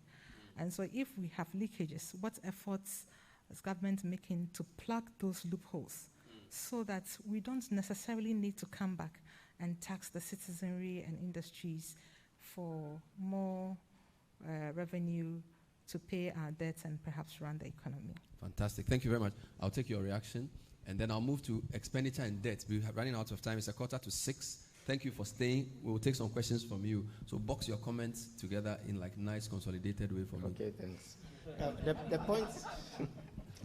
The point I sought to make is not to downplay COVID. Frankly, if I have those of us who have been through doomsday and all this know the effect. It's not to downplay COVID. It's about candidness. When the mid-year review was done, we had the RCF loan providing for COVID, World Bank and others. They covered for COVID. We can talk about additional, but they covered for COVID. If you look at the mid-year review appendix, you can look at the same appendix you were referring to. The increases were on account of wages, interest payments, bailouts, and other costs, right? So I'm saying that let's be candid when we are asking for the sacrifice, because it's not everything, in the 10, by the way, it's on 9.5. If you add the energy, that's the accounting issue. It's about 10 points. I'm saying it's not everything in that increase from 4%, 4.7% to 10% that is attributable to COVID. From the government's own reports. That's the point I'm making. And I'm asking that it should be, the other area where we need candidness is that we talk about bailout costs. Yes, we've done the bond, which we are using to pay the bailout and whatever. What is the source? We call it ESLA bond. The source is ESLA, right? So to make it look like there is no means of financing the bailout costs, the energy costs, that is precisely why ESLA was done. And to give you the numbers, and I'm quoting from the ESLA report, ESLA has brought in 22 billion. It's in the sheet that is lying down now. The government estimates that by 2024, and that was before the ESLA increase in 2019 and the current ESLA, another 20 billion, 21 billion will be added. ESLA is bringing in 41 billion by 2024. How come we are not able to use that revenue to resolve the banking sector, the energy sector, and whatever, which we are estimating to be something around, let's take even 30 billion, including what is owed to contractors. By the way, we structured ESLA, so we know precisely. And it's also not true that nothing was done about the banking sector. The first restructuring was for 250 million Ghana cedis injection into the banks, which restructured 2.2 billion Ghana cedis of VRA debt that was owed to the banks, 11 banks, and they were paid in 2016, right? So All I'm saying is that, yes, we do all sympathize, just like Ghanaians sympathize with Dumso and they sympathize with other. But we are asking for some candidness that there are resources that are coming. 3 oil fields, how come didn't we increase the contingency fund? In 2015, we had a crisis, and I agree. We took 250 million Ghana cedis from the stabilization fund. This time around, we are taking the equivalent of almost 250 million US dollars for COVID. That alone tells you the severity of COVID. If with 3 oil fields we had put more money in, we had raised the cap, which was not raised after the government came to power, we could probably have been generating 500 million or 750 million, and would have gone to the IMF to borrow less than What about the fact that oil production was hit by COVID, so the output was lower? You remember 2014 going to 2015, we did the budget with $99 per barrel. By the time we went to Parliament in March, the prices had gone down to $35 per barrel, right? This is why I'm saying that it is that which made us, despite the doomsday and everything, to continue contributing to the stabilization fund, because you would definitely come to face another crisis. But I'm just saying that your own is that there was a price issue, but theirs is both a price and a quantity issue. As in COVID time. 1 oil field, there's 3 oil fields. We had no, 70, but sorry, oil, I'm just, let me address quantity. Yes. 70,000 barrels, we couldn't even achieve it because of the tariff bearing. And currently we are doing almost 200,000 barrels, per day, at a price which had recovered from $35. So you are comparing to your time. I'm comparing to the assumption from 2017. No, I'm not comparing necessarily to my time. No, because the point is that they had the shock, and the shock was a price shock and also a production shock. I just proved to you that the cost of that shock, which was disclosed to the IMF, was around 3%. I can put up the table. Hey, you brought table for this one? Yes, it's in the RCF report. It's an analysis. The man has table for everything. Wow. No, we do analyze the tables. We analyze the Article 4 table. We analyze the RCF table. It's 2.5. They don't think it's so it wasn't that significant. Well, no, I'm saying at the time at the time that we can put up the table. JB is threatening to show the table. So if you have the table. So the point, excuse me. So the point I'm making. The point I'm making is simple. Mm-hmm. I'm not downplaying COVID. I'm not downplaying banking and financial sector. Good. But don't also make it look like the Ghanaian is not contributing to this already. Okay. They are contributing by way of tax revenues on ESLA, which is bringing 40 billion. So where did the money go? Such that we have had to borrow, again for, that is the point. So you think the ESLA that we have, we needn't have introduced this Delta ESLA thing that they brought into the budget. The ESLA was set up purposely, right? I took the ESLA, I moved it in Parliament. So ESLA is your baby? ESLA was, the point is the national. Well, you did ESLA. Yes, we did ESLA. You remember it was called so you all the big, you did VAT, you did ESLA. Remember it was called a nuisance tax. I remember. Yes. Right. Remember, it was the special petroleum tax also was a nuisance tax. They were all part of it. And the point I'm making is that. And they finished you in the media. It was a. You are bringing unnecessary tax. One is the point is, you can say that, there are revenue administration, method, things that has to be done. You saw the national identification number. Yes, it's very optimistic and it's good. But remember, every taxpayer now who will be issued with the national identification number will not add to the roll. Every presumptive taxpayer who pay the stamp taxes that we are talking about, you can issue them with, but they are paying already. They will not add to the roll. Every employee who will be issued with the national identification number will not add to the roll. So there's a need. So we should, what GRA needs is a tax modernization program that we did, which was a large taxpayer, medium taxpayer, and a small taxpayer offices that were segmented to zone in on the size of taxpayers to enhance compliance. We have not continued with those reforms. Let me take a quick comment from you on two things. So you think that the energy sector recovery levy, the Delta Fund, is needless? And also, what do you think about the 5% levy on profit before tax for banks? Well, let's address another issue. We are not talking about PSP. What? The private sector participation, or PDS, which is collapsed and therefore did not result in the electricity company being properly restructured. Because the gas that is being to be taken, the restructuring and the MCC money which has been cancelled were meant to make sure that we collect, the collection will be enhanced. We all know that the collection is very poor. If these things collapse and an administration, right, it's easy to put the blame elsewhere. But I think this is the sort of candidness that I'm talking about. So a debt which was calculated to be $2.2 billion, which was fully covered by ESLA, right? That's the US dollars, part of which is a VRA debt, has not ballooned. And because it's ballooned, that's why we need, the additional revenue. Fine. If I support the additional revenue, the point I'm making is that restructuring under the waterfall must come into play. It is not just a pay or take issue. Okay. Right. It is also an issue of the sector. Fantastic. The reforms being restructured. This is the CTV UPSA post-budget dialogue. I want to cross over to our Zoom and bring up Dr. Kwabena Nyako Otu, who's the Director of Research and Policy at the Trade Union Congress. I think he has an intervention to make. And I also have the President of the Chamber of Agribusiness, Anthony Morrison. I'll take a comment from him here. I will box the expenditure and debt into one because I will explain it in a very interesting way. So, Dr. Kwabena Nyako Otu, thank you so much. You have the floor. Please tell us what your concern is. Okay, thank you. A quick one. I think the budget is based on a certain presumption that the state is in trouble. Its finances have been weakened by COVID, which everybody agrees.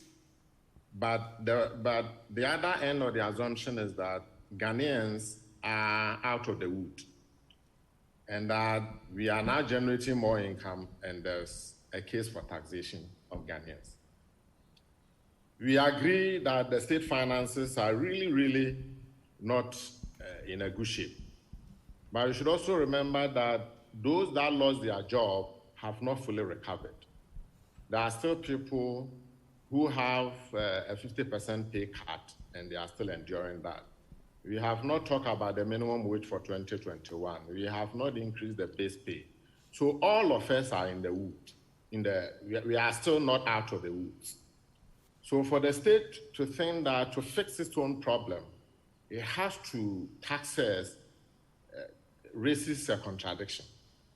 I mean, the tax approach to recovery can be very risky and probably counterproductive. We definitely need to raise revenue to be able to solve the problem with the state finances. We definitely need to pay for the COVID relief. If you say that the COVID has cost the taxpayer this and that much, it means the taxpayer will have to pay. But the real question is the timing of the taxes. On 3rd March, when the UK was reading its budget, the presumption was that taxes were going to go high to pay for all the expenditures related to COVID. But eventually, when the UK budget was presented, the assumption in there was that, we are all not out of the woods yet. So instead of taxes, more stimulus was actually provided. So the point I'm making is that our timing could be a little bit more problematic. Ghanaians who lost their job are still out of work. The hospitality industry, we have eased the restrictions, but we know that the hotels are still not, their occupancy rate is still very low. So it would be very difficult to sustain the assumption that the public, the workforce, the households and firms are out of the woods, and for that matter, they are making money and they can be taxed. But having said that, even if we have to tax, we should be careful about the type of tax or the nature of the taxation we enroll. So the tax expert in the studio or on the panel has mentioned these tax exemptions. In 2017 alone, tax exemptions, according to the budget, was about 5.2 billion Ghana cedis, which was more than all the money we have spent on the free SHS from 2017 to 2019. So we need to urgently tackle the tax exemption question. The other part is the is the property taxation thing. I think it has come to a point where we really need to take property taxation away from the district assemblies. They appear not to have the capacity and the incentive to collect. And the state must take over that kind of task, and probably will earn more and remit more to the district assemblies. Fantastic. My final point is that I think we may have to rethink the taxation issue without discounting the need for more government revenues. And we have to do so thinking about the fact that the Ghanaian public, households and firms are still firmly under the weather in respect of COVID-19. And it is important that we recognize this reality and this fact going forward. Thank you. Thank you. Fantastic. That was Kwabena Nyakotu, Director of Research of the TUC. I'll take a comment from Anthony Morrison, is the President of the Chamber of Agribusiness. He is in here. Please give him a mic. We'll take his comment. If there are any other people on the Zoom who want to comment, please let us know. We'll come to you. This is really exciting. 67 people Zoom with us. So, Anthony Morrison, if you can please rise. Chamber of Agribusiness, what do you have to say? Please hurry up. What do you have to say about the revenue measures that have been put in place?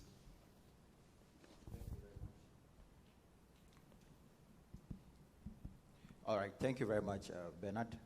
For us, with the Chamber of Agribusiness Ghana and the sector, we didn't see much of the budget, actually. For instance, the World Bank report on Africa estimates that to unlock the potential of Africa agribusiness, we're looking to expand through technology and the opportunities to increase our sector by $1 trillion for food market by 2030. And even our 2019 agriculture census gave us a very bad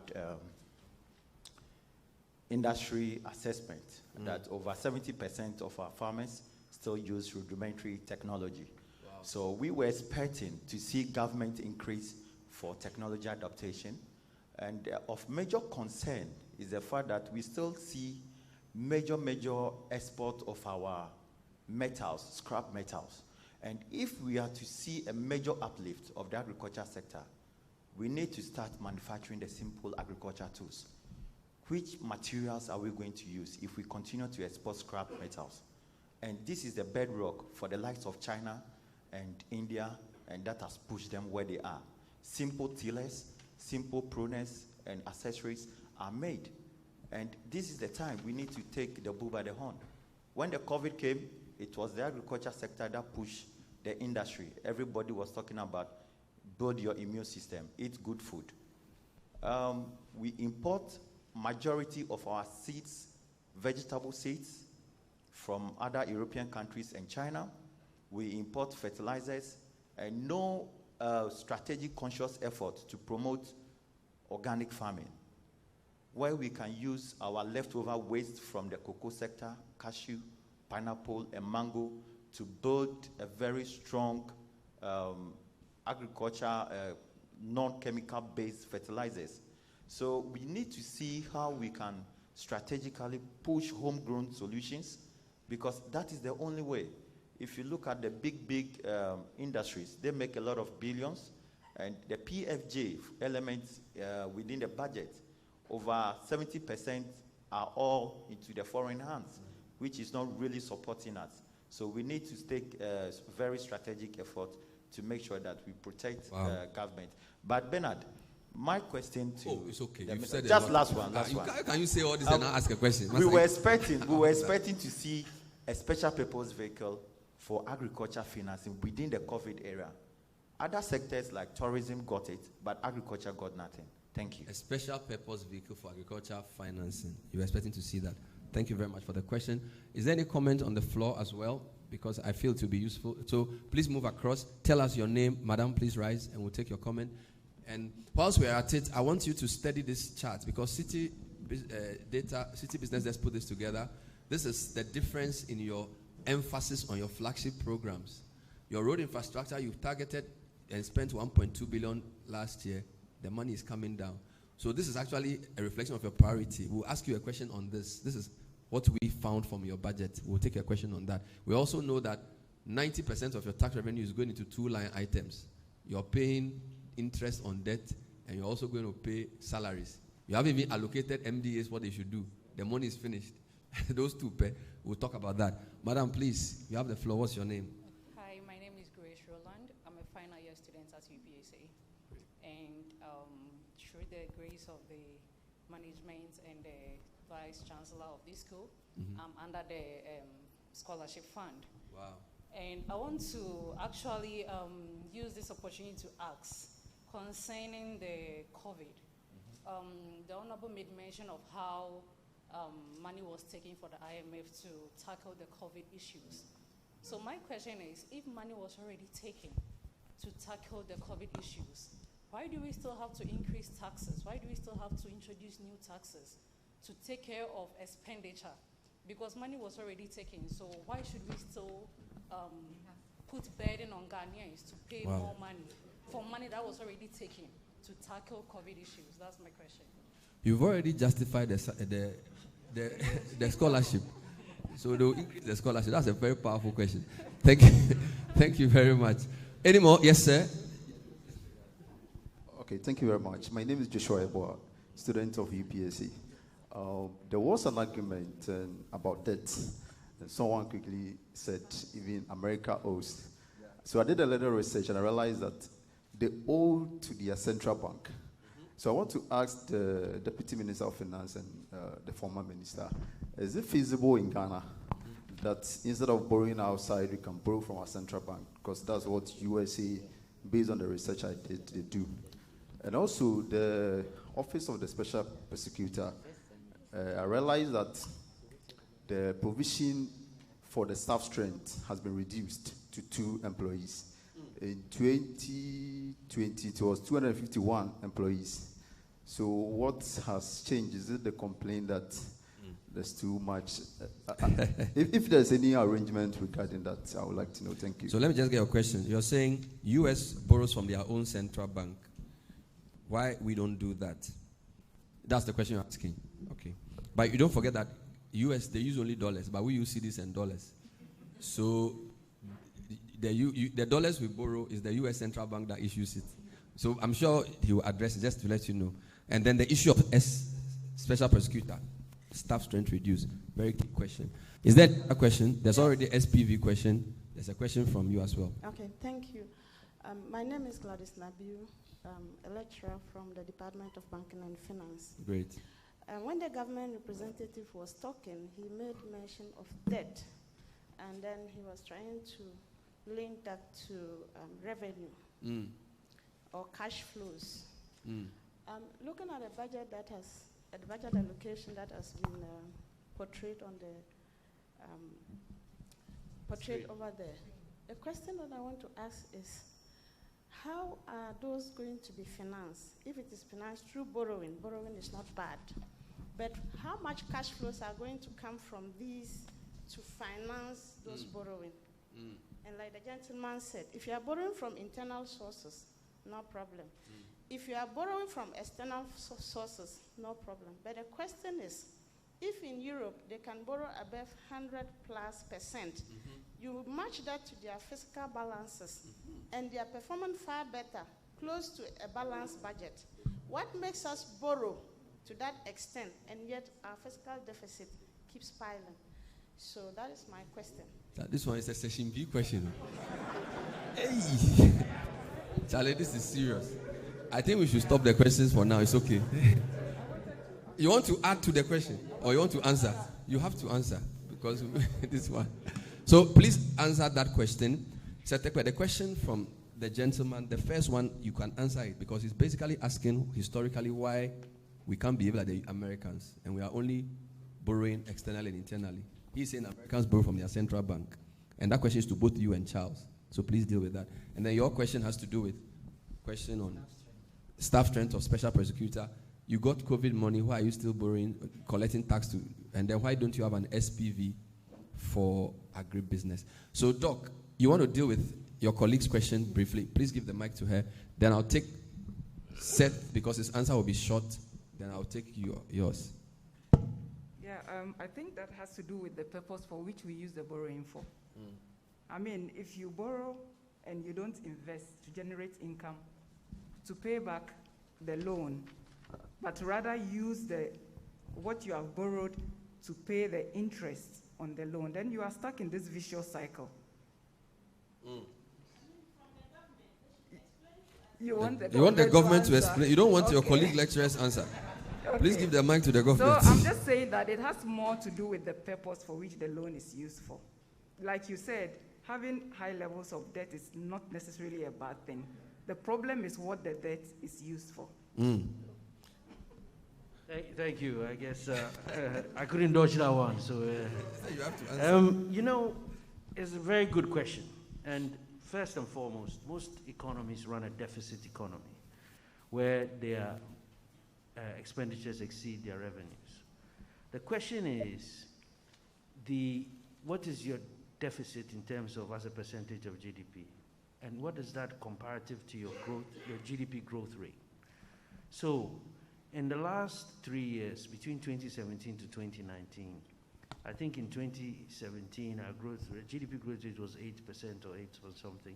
Then it was 6.8, and then I think 6.3. On average, our GDP grew by on average 7%. We run a deficit at the same time, but if you looked at our growth rates as compared to our deficit, you could see that the money was actually going into the sectors of the economy that was generating growth. If you compare that to the average growth rate between 2014 and 2016, was just about 3%. So you have that comparison, and that is an indicator of what growth you're generating from your money that you put into the economy. Your revenue at the end of 2016, if I remember rightly, was about 33 billion. We almost doubled that by the end of 2020. So you also see exactly the increase in revenue over that time period. So it's not like we have not seen the growth that has resulted from the investment in the economy. It's there. And there's another thing that I really would like us to think about. Education. Education is caught in the recurrent expenditure bucket. But I beg to differ. I think when we spend on educating our children, we are investing in human capital. It is a capital expenditure. We are generating, or we are investing in the assets that will generate the productivity of the future. If you look at countries like South Korea and so forth and so on, Singapore, they focus on educating their people. They moved their literacy rate to the highest in the 60s. And that resulted directly in increased GDP growth going forward. And so when we look at our expenditure, let us expand it to some of these softer, intangible investments that generate a result. It's not always that you have to invest in a building or a road or a factory. You know, especially in the economy today, as the gentleman was saying about the digital economy, it's a lot more services oriented. So it's about intellectual capacity, it's about being able to, provide a service and so forth and so on. So the structures of our economies have changed and the world has changed. And we have to also adjust how we invest to be able to reflect that change. Thanks. SPV for agribusiness. Sorry, SPV for agribusiness. I'm afraid I don't really know about that. In fact, I'm surprised that you say you're not seeing a lot of investment in agriculture. I thought that our focus on agriculture has been unprecedented. The Planting for Food and Jobs and all the other programs have been amazing. The provision of seeds, the provision of and fertilizer. In fact, I see a lot more younger people going into agriculture. I remember I called Bernard one day. He interviewed this gentleman who had a pig farm. I think it was a piggery, right? And there was another who was growing corn. And I mean, it was amazing the technology that they were applying to farming. And these were young people. There was another lady who had a palm plantation that she also interviewed. And I thought about it. I was like, when I was that age, I used to look down on agriculture and farmers, and it was not something that I'll go into. And I feel like we've actually managed to make agriculture cool again, and it's become something that a lot of people, most everybody now, was looking into some kind of agricultural product. And that's the kind of, sentiment we want to have and the priority we want to give to agri. But what we also need to do is look to value add. Because right now it's still very primary agriculture. We have to process, we have to move up the value chain. And I think that is what we really need to take it to the next level. Thank you. Honorable Sir.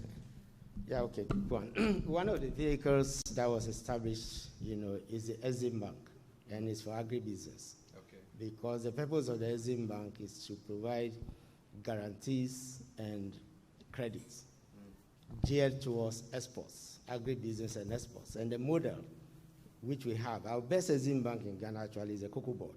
Okay. Because Cocoa Board takes the agri produce, they bundle it, they export, and they are able to take a facility which is cheaper than even government is able to borrow, because they have been doing this since 1993. And that's why it's a shame some of the things that we are hearing on our Cocoa Board. So Exim is supposed to do for the non-traditional exporters and the rest, what Cocoa Board does, for, that's one initiative. You see, I don't talk about taxes only. Now, the other point is the Public Financial Management Act allows government to borrow up to 5% of the revenue, the tax revenue that was generated in the previous year. So our central bank can finance government. There was talk about zero financing under the IMF program and whatever. And let's also not forget that under the COVID, Bank of Ghana advanced 10 billion Ghana cedis to the government, which is more than what we got, from the IMF. It's the equivalent of 1.7 billion. And that's the first time such a major injection had been made by our central bank since the early 1980s.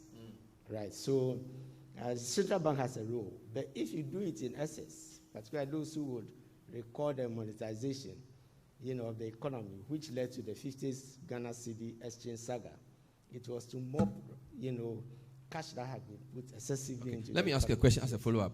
There's a new view called the modernist monetary theory, who believe that for things like free SHS and things that are denominated in cedis, you don't use foreign currency to finance. So, for example, we use oil revenue to fund free SHS.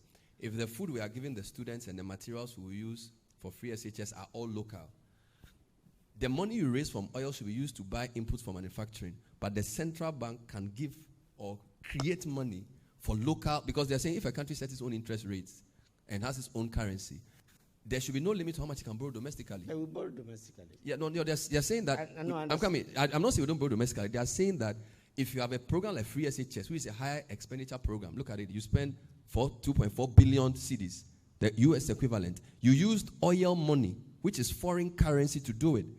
Why don't you use local currency to do it and use the foreign currency to do external things? Because there is an export component to Free SHS. We don't produce everything. So it's not, I would rather talk about targeting, so that for example, if you need to import certain science equipment and the rest, which we don't produce yet, right? You may target your oil money. No, but all the Free SHS money was from oil money, which was all dollars. The food they eat in Free SHS is not from abroad. The school uniform can be manufactured here. The salaries you pay the teachers, why do you need dollars to pay them? I agree with the situation. But the point is that government should pay its debt. Because when we talk about domestic borrowing, we are talking about the treasury bill that you are buying. Right? That's what we are talking about. We are talking about the 2-year bonds and others with the banks and others. That's what we are talking about. And government must have the wherewithal to pay that. The higher the interest, what actually happens is that the business people who are here will tell you that government, when it goes too deep into the domestic economy, takes credit away from private business. So there's a cost to that also. Right? So government can borrow all it can, but then it is from the same pot, the same, and therefore, everything must be judicious and with a balance. Great. Let's move to our final issue. I think we've spent a lot of time on the questions. 2 issues. But let me make a quick point on. I think that those of us who have lived outside should also learn from what they are doing outside. You see, even if we're in the U.S., secondary school is free, but your son must go or daughter must go to the school within, the zip code.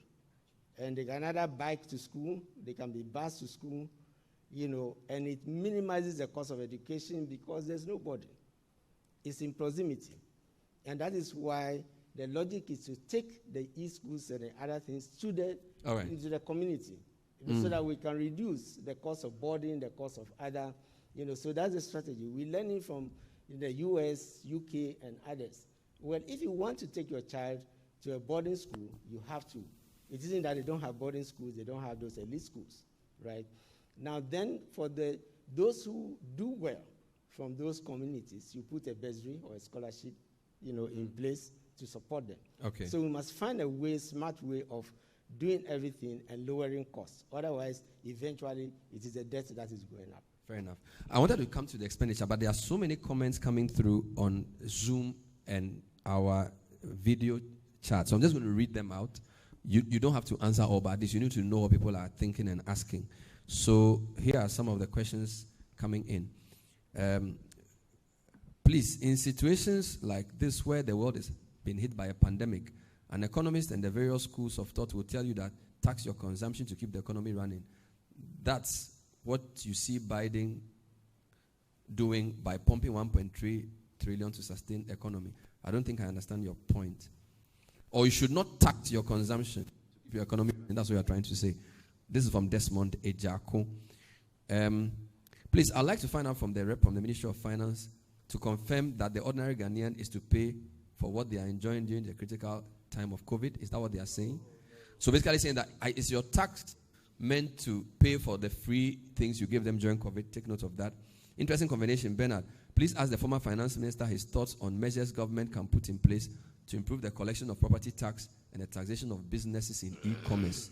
That's for Seth Tekpe. Bernard, please, because some of the taxes, because of some of these taxes, a family of 6 depends on a 15 CD tuber of yam for 2 meals. I'd like to know from the rep from the finance ministry and the former finance minister whether they take into account the welfare of the ordinary Ghanaian before passing some of their tax policies. Wow, a family of 6 depends on a 15 CD tuber of yam. That won't even suffice. And 2 meals. They don't charge VAT on yam. But they charge petrol, you see. But the fuel price, no, you see, Charles, the cost build up for the price of the yam depends on where the yam is coming from. If I'm bringing yam from Bono-Hafu region and the transporter, because of increased fuel, has raised the price, the Medina market woman will put that markup on the yam. And because fuel affects everything, the yam people will suffer. You want to answer? Yes. Whilst we are at it, yes, you are right. And in fact, when we talk about exemptions, there's an element of exemption which is for basic education supplies, basic food and others, which will not go away, right? Because they are social intervention tools from the tax side. So when you talk about exemption, you spoke about the allowance, free allowance. By the way, if somebody is at 30% marginal rate, it becomes insignificant. The personal allowance becomes very, very insignificant. Okay. Virtually nothing, right? So, yes, so the exemptions and things that, in designing the tax measures, you have to also think about the low income, goods and produce, which are services that are patronized by low income, which will be a higher proportion of the income of the low income person. Okay. It's true that it may benefit everybody, but it's a higher proportion of. Let me read a few more comments before you take your answer. Can I just address the COVID? Yes, please. The question about whether we are paying the taxes we are raising to that to pay for the COVID costs. That is not the point, or that's not what we are doing. I think what people don't realize is that really there's a new normal. And the new normal is a normal where we have to get vaccinated maybe every 6 months. They still don't know whether it's going to be 6 months or a year, but certainly the efficacy of the vaccines don't last for more than a year. So what does that mean? That it's almost going to become like a flu shot. And the thing about vaccines is that either everybody gets it or you don't do it at all, because you have to get to herd immunity so that you don't everybody is immunized and you don't transmit. So what does that mean? It means that we have 30 million people. You exclude the kids and the pregnant women and so forth, and you realize that you have to vaccinate 20 million people. Most of the vaccines out there is 2 shots. That is 40 million doses. If it's even an average of $10 or $15, including logistics, you're looking at between $500 to $600 million. Multiply that by 5.8 or 6, and you see what kind of impact you're going to have on your budget on an annual basis, you know. And you can't say that I'm going to insist that, you know, government can't pay for it, so the poor lady in the village should go and pay for the vaccines for herself. Okay. And so we have to find some revenue lines to be able to now address this additional health costs that has come as a function of this pandemic. Quick question from Park Kofi Lakeside. Good evening to Bernard and your panelists. With the issue of fuel increases, where the government is adding sanitation levy to our petroleum, can't the government rather get that money from the indiscipline on our roads and the littering of our streets? Why can't the government generate funds from these indisciplined actions instead of asking us to pay a levy in fuel? This can even help fight indiscipline on our roads. This is Park Kofi from Lakeside. Bernard, the SHS graduate as a capital investment is a waste and threat because they are not finishing their syllabus before moving to the next class. Let's not base their quality on the results because it's politically flawed to prove something. This is Seden from Asante Mampo. Dela from Taifa. The leakage and inefficiency in our energy sector is, if better managed, can significantly reduce the energy debt stock. For 8 months, I have not received ECG bill. I personally had to follow up last month, and I was shocked to be informed that the last actual reading recorded in their system was September 2019, when PDS exited. They've been sending estimated bills since then, and the last bill their system could generate was October 2020. Let there be efficient running of these institutions, and Ghana will save a lot to pay for its debt. The numerous taxes are needless and a lazy way to mobilize the funds. Dela from Taifa. More comments. Thank you so much for your comments. This one says, will the budget increase our cash flow and productivity levels? It's a question that I don't have an answer for. I have only 8 minutes. What I'm going to do is I'm going to give each panelist 2 minutes to talk about our expenditure and debt position. 2 minutes. And then I'll end with him. So whatever you want to say, you say it in 2 minutes. Because we are going off air at 6:30. So we have 10 minutes to go. Alex, 2 minutes. Start now. Yes, thank you. Our expenditure situation is worrying. And there's no doubt that we are projecting to raise 72.45 billion, but out of which 66.1, representing 91.3 billion, 91.3%, is going into just 2 expenditure items. This is worrying. And we need to start looking for more creative way of generating revenue. There's no quick solution to this. It's time government look at investment into tax compliance as an expenditure.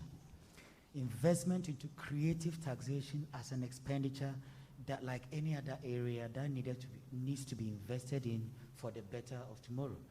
We cannot look at these indirect ways and think it will help our way out. Again, we need to look at the leakages. I was looking at the Auditor General's report for 2018 this afternoon, and if you open page 13, 4.7 billion was only tax irregularities. 4.7 billion, 2018, page 13.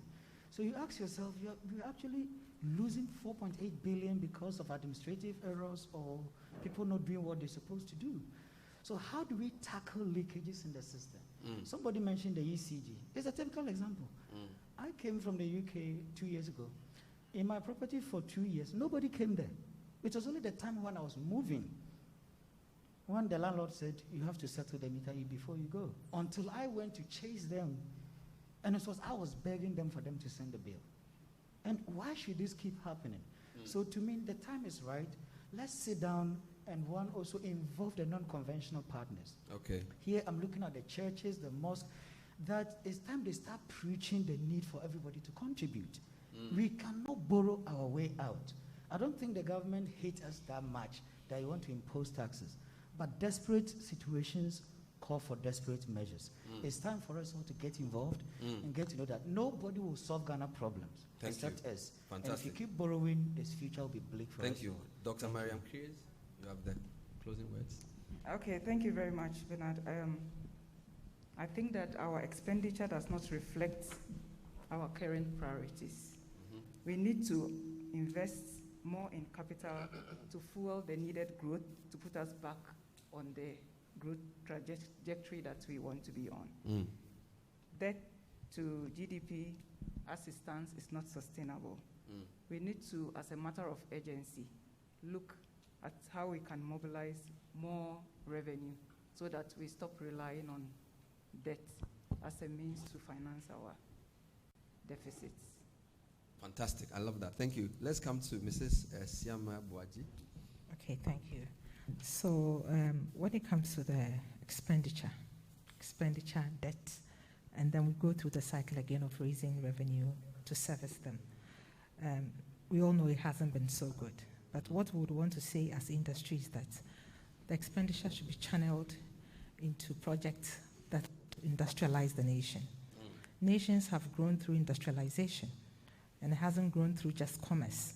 And so we need to find means of helping industries to grow, build capacities, and get us the jobs, the produce, export, so that we can make it right here.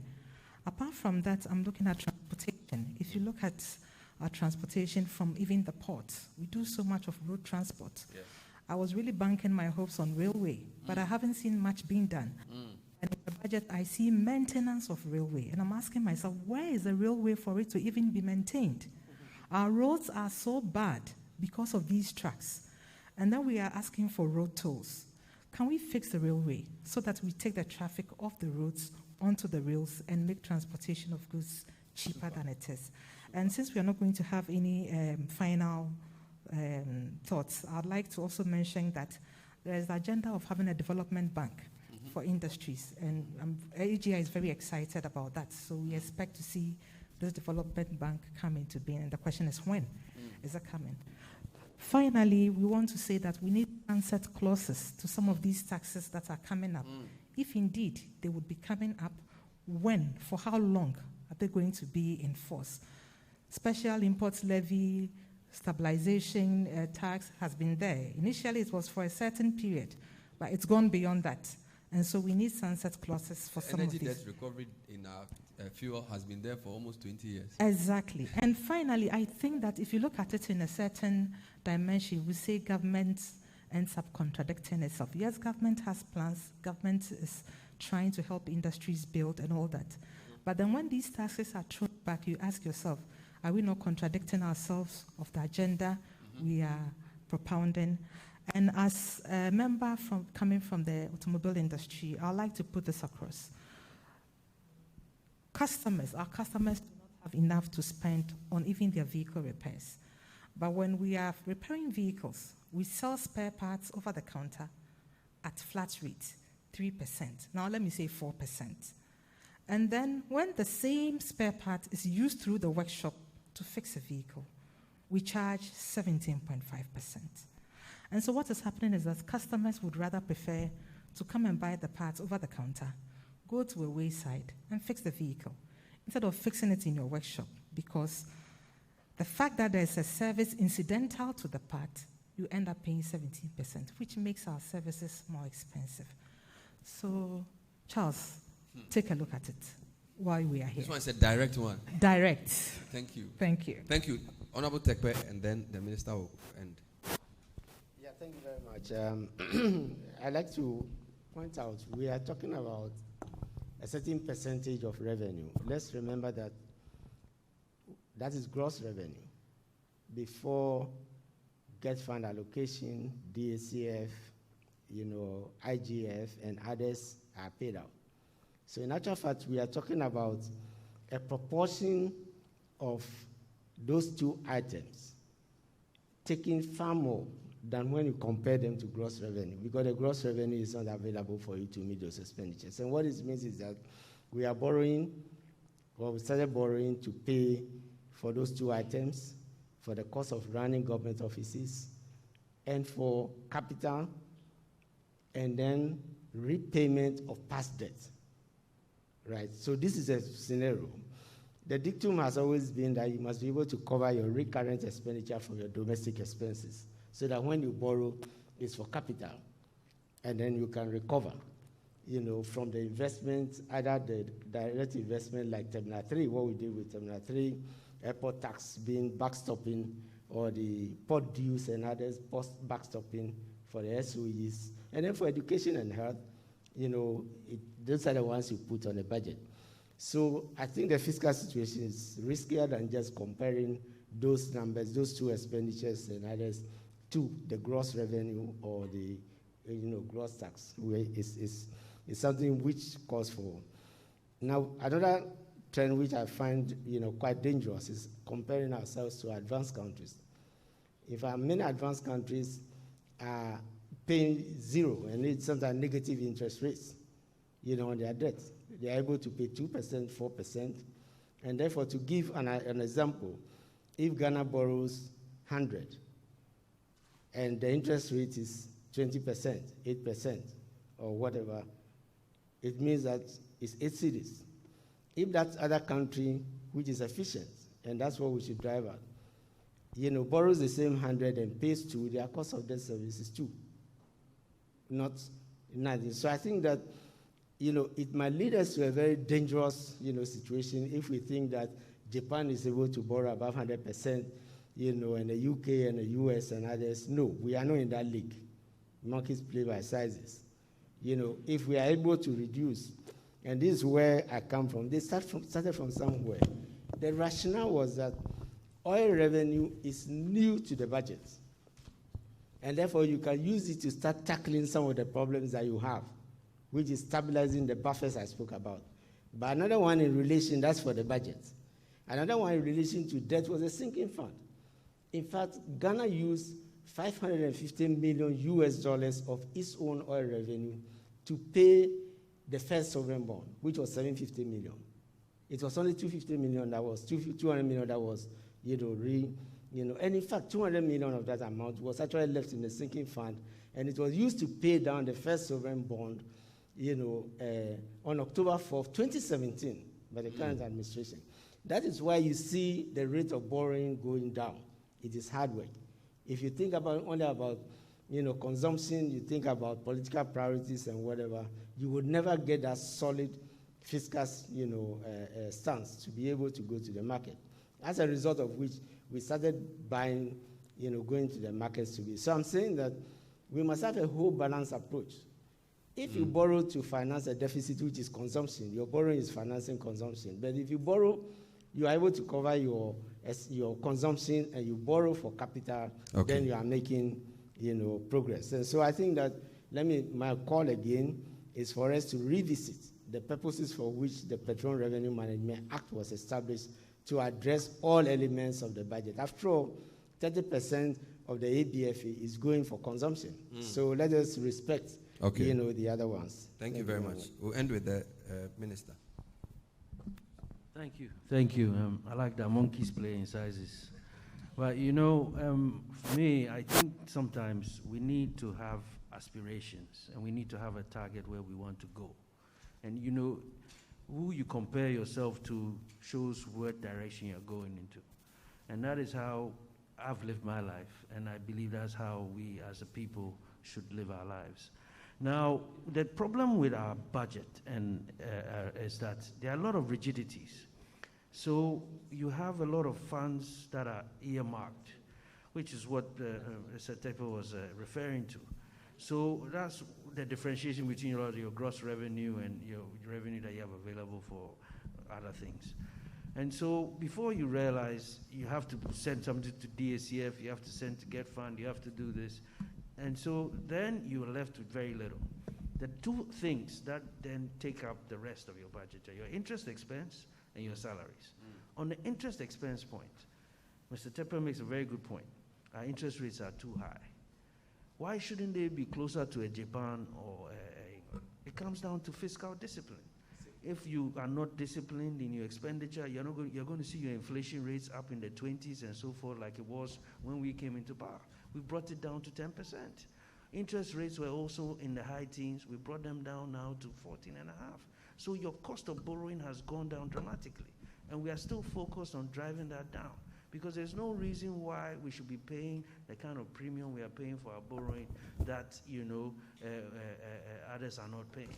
Why should we be paying so much for our debt? It does not make sense. And that risk premium that is attached to us is something that we have to learn how to address. And it's always because they feel like we are indisciplined and we do not bring the kind of discipline that we should to our fiscal management. So for me, that is very important. and how we look to do that. The second thing about salaries and compensation, government is the biggest employer. It shouldn't be so. But government is the biggest employer because the private sector is not being supported. And the private sector is not being supported because the banks are not providing the credit that they need. And they'll rather buy T-bills, which is unfortunate, and that is crowding out the private sector. We need to get the rates down or make government borrowing so unattractive that the banks will rather lend to the private sector and support businesses.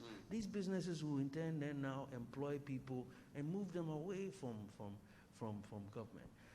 One of the biggest cushions for this pandemic was the fact that you had so many people who were on government payroll that they did not feel the brunt because never once were we late with government salaries. We paid everybody on time.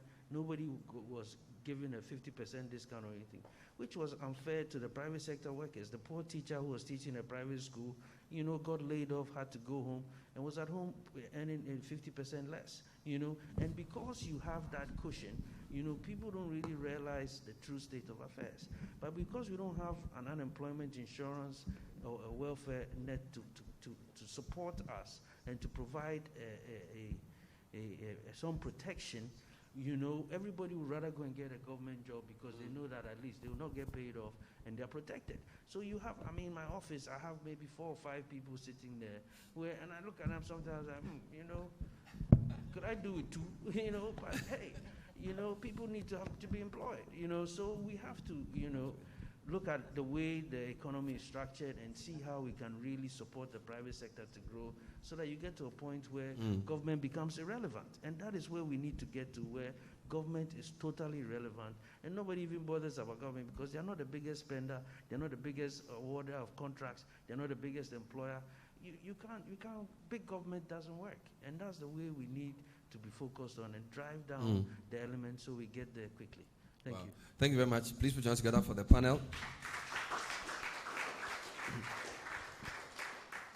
Of course, by saying big government doesn't work, you've opened up a new level of discussion because people are changing their minds and saying right now, with the pandemic, we see the importance of government that has its hands in many pies. And as every era presents a different economic thinking, the Great Depression brought Lord Keynes. The 77 oil shocks, we saw what happened with neoliberalism. So maybe with the pandemic, a new level of thinking is coming in. Whether it's a hybrid, I don't know. But that's the task for all of us. A crisis presents the chance to do things differently, which is what is the purpose of these programs. So we want to thank you sincerely. My panel has comprised Seth Emmanuel Tekpe, former Minister of Finance. Please put your hands together for him. Accountant and threatening to be a lecturer. We have Mrs. Adobia Esiama Boaji, the AGI rep on the panel. Please put your hands together. She's from the automotive industry as well. We also have Dr. Alex Ampabi, who's a tax policy expert, and he works with Oxfam, civil society. Privileged to also have Dr. Mariam Kries, who's from the Department of Finance here at UPSA. You are laughing. I have many items of your name. Kries. I like it. It's like Ewe, Kries with an H. And of course, last but not least, Honorable Charles Edubuahin, Deputy, I don't even know what you are now.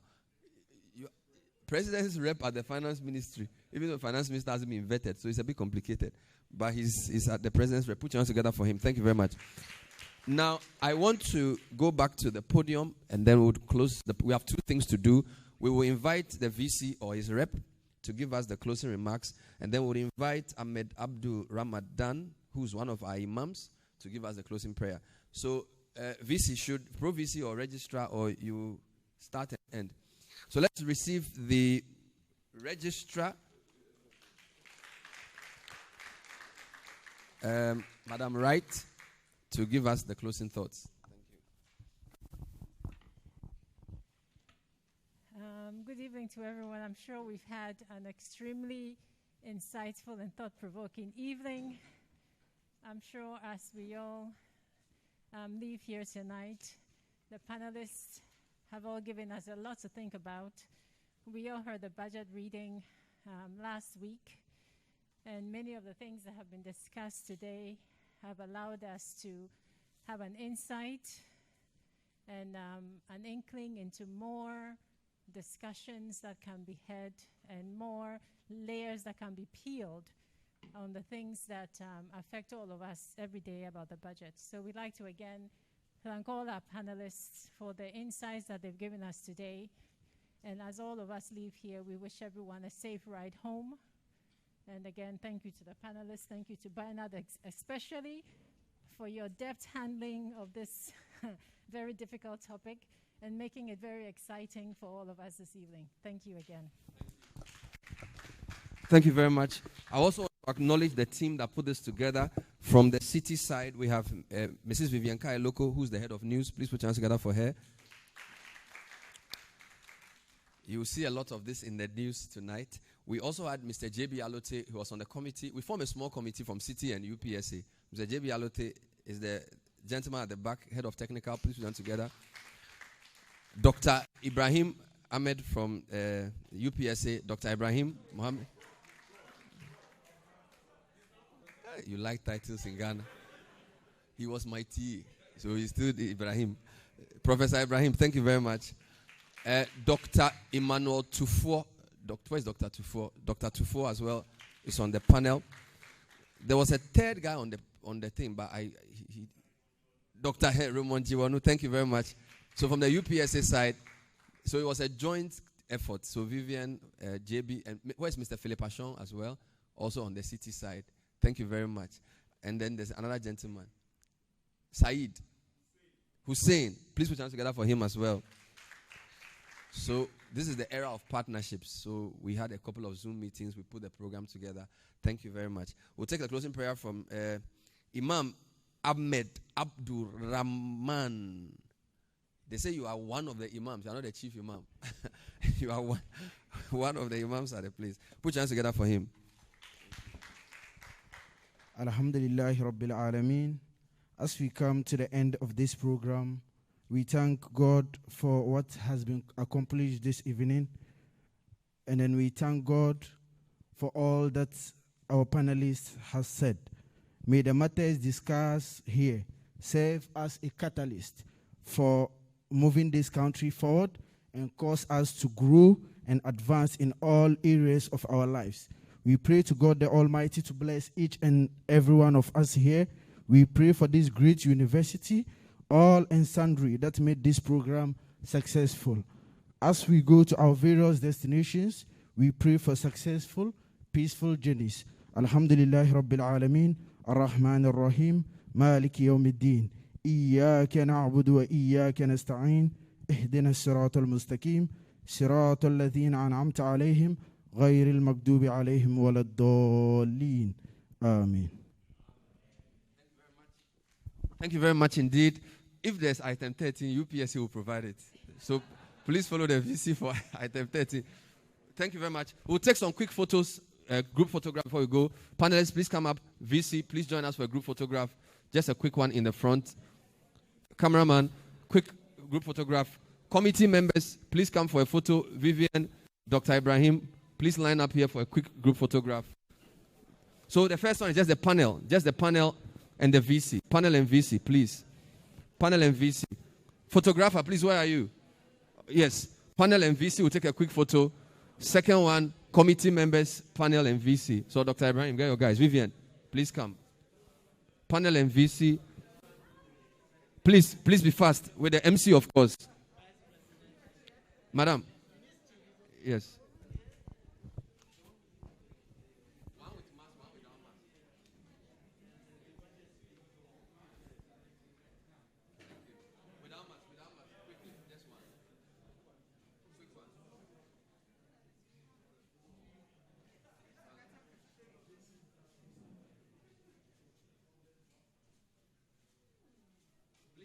Committee members, please come. They did a very please come in.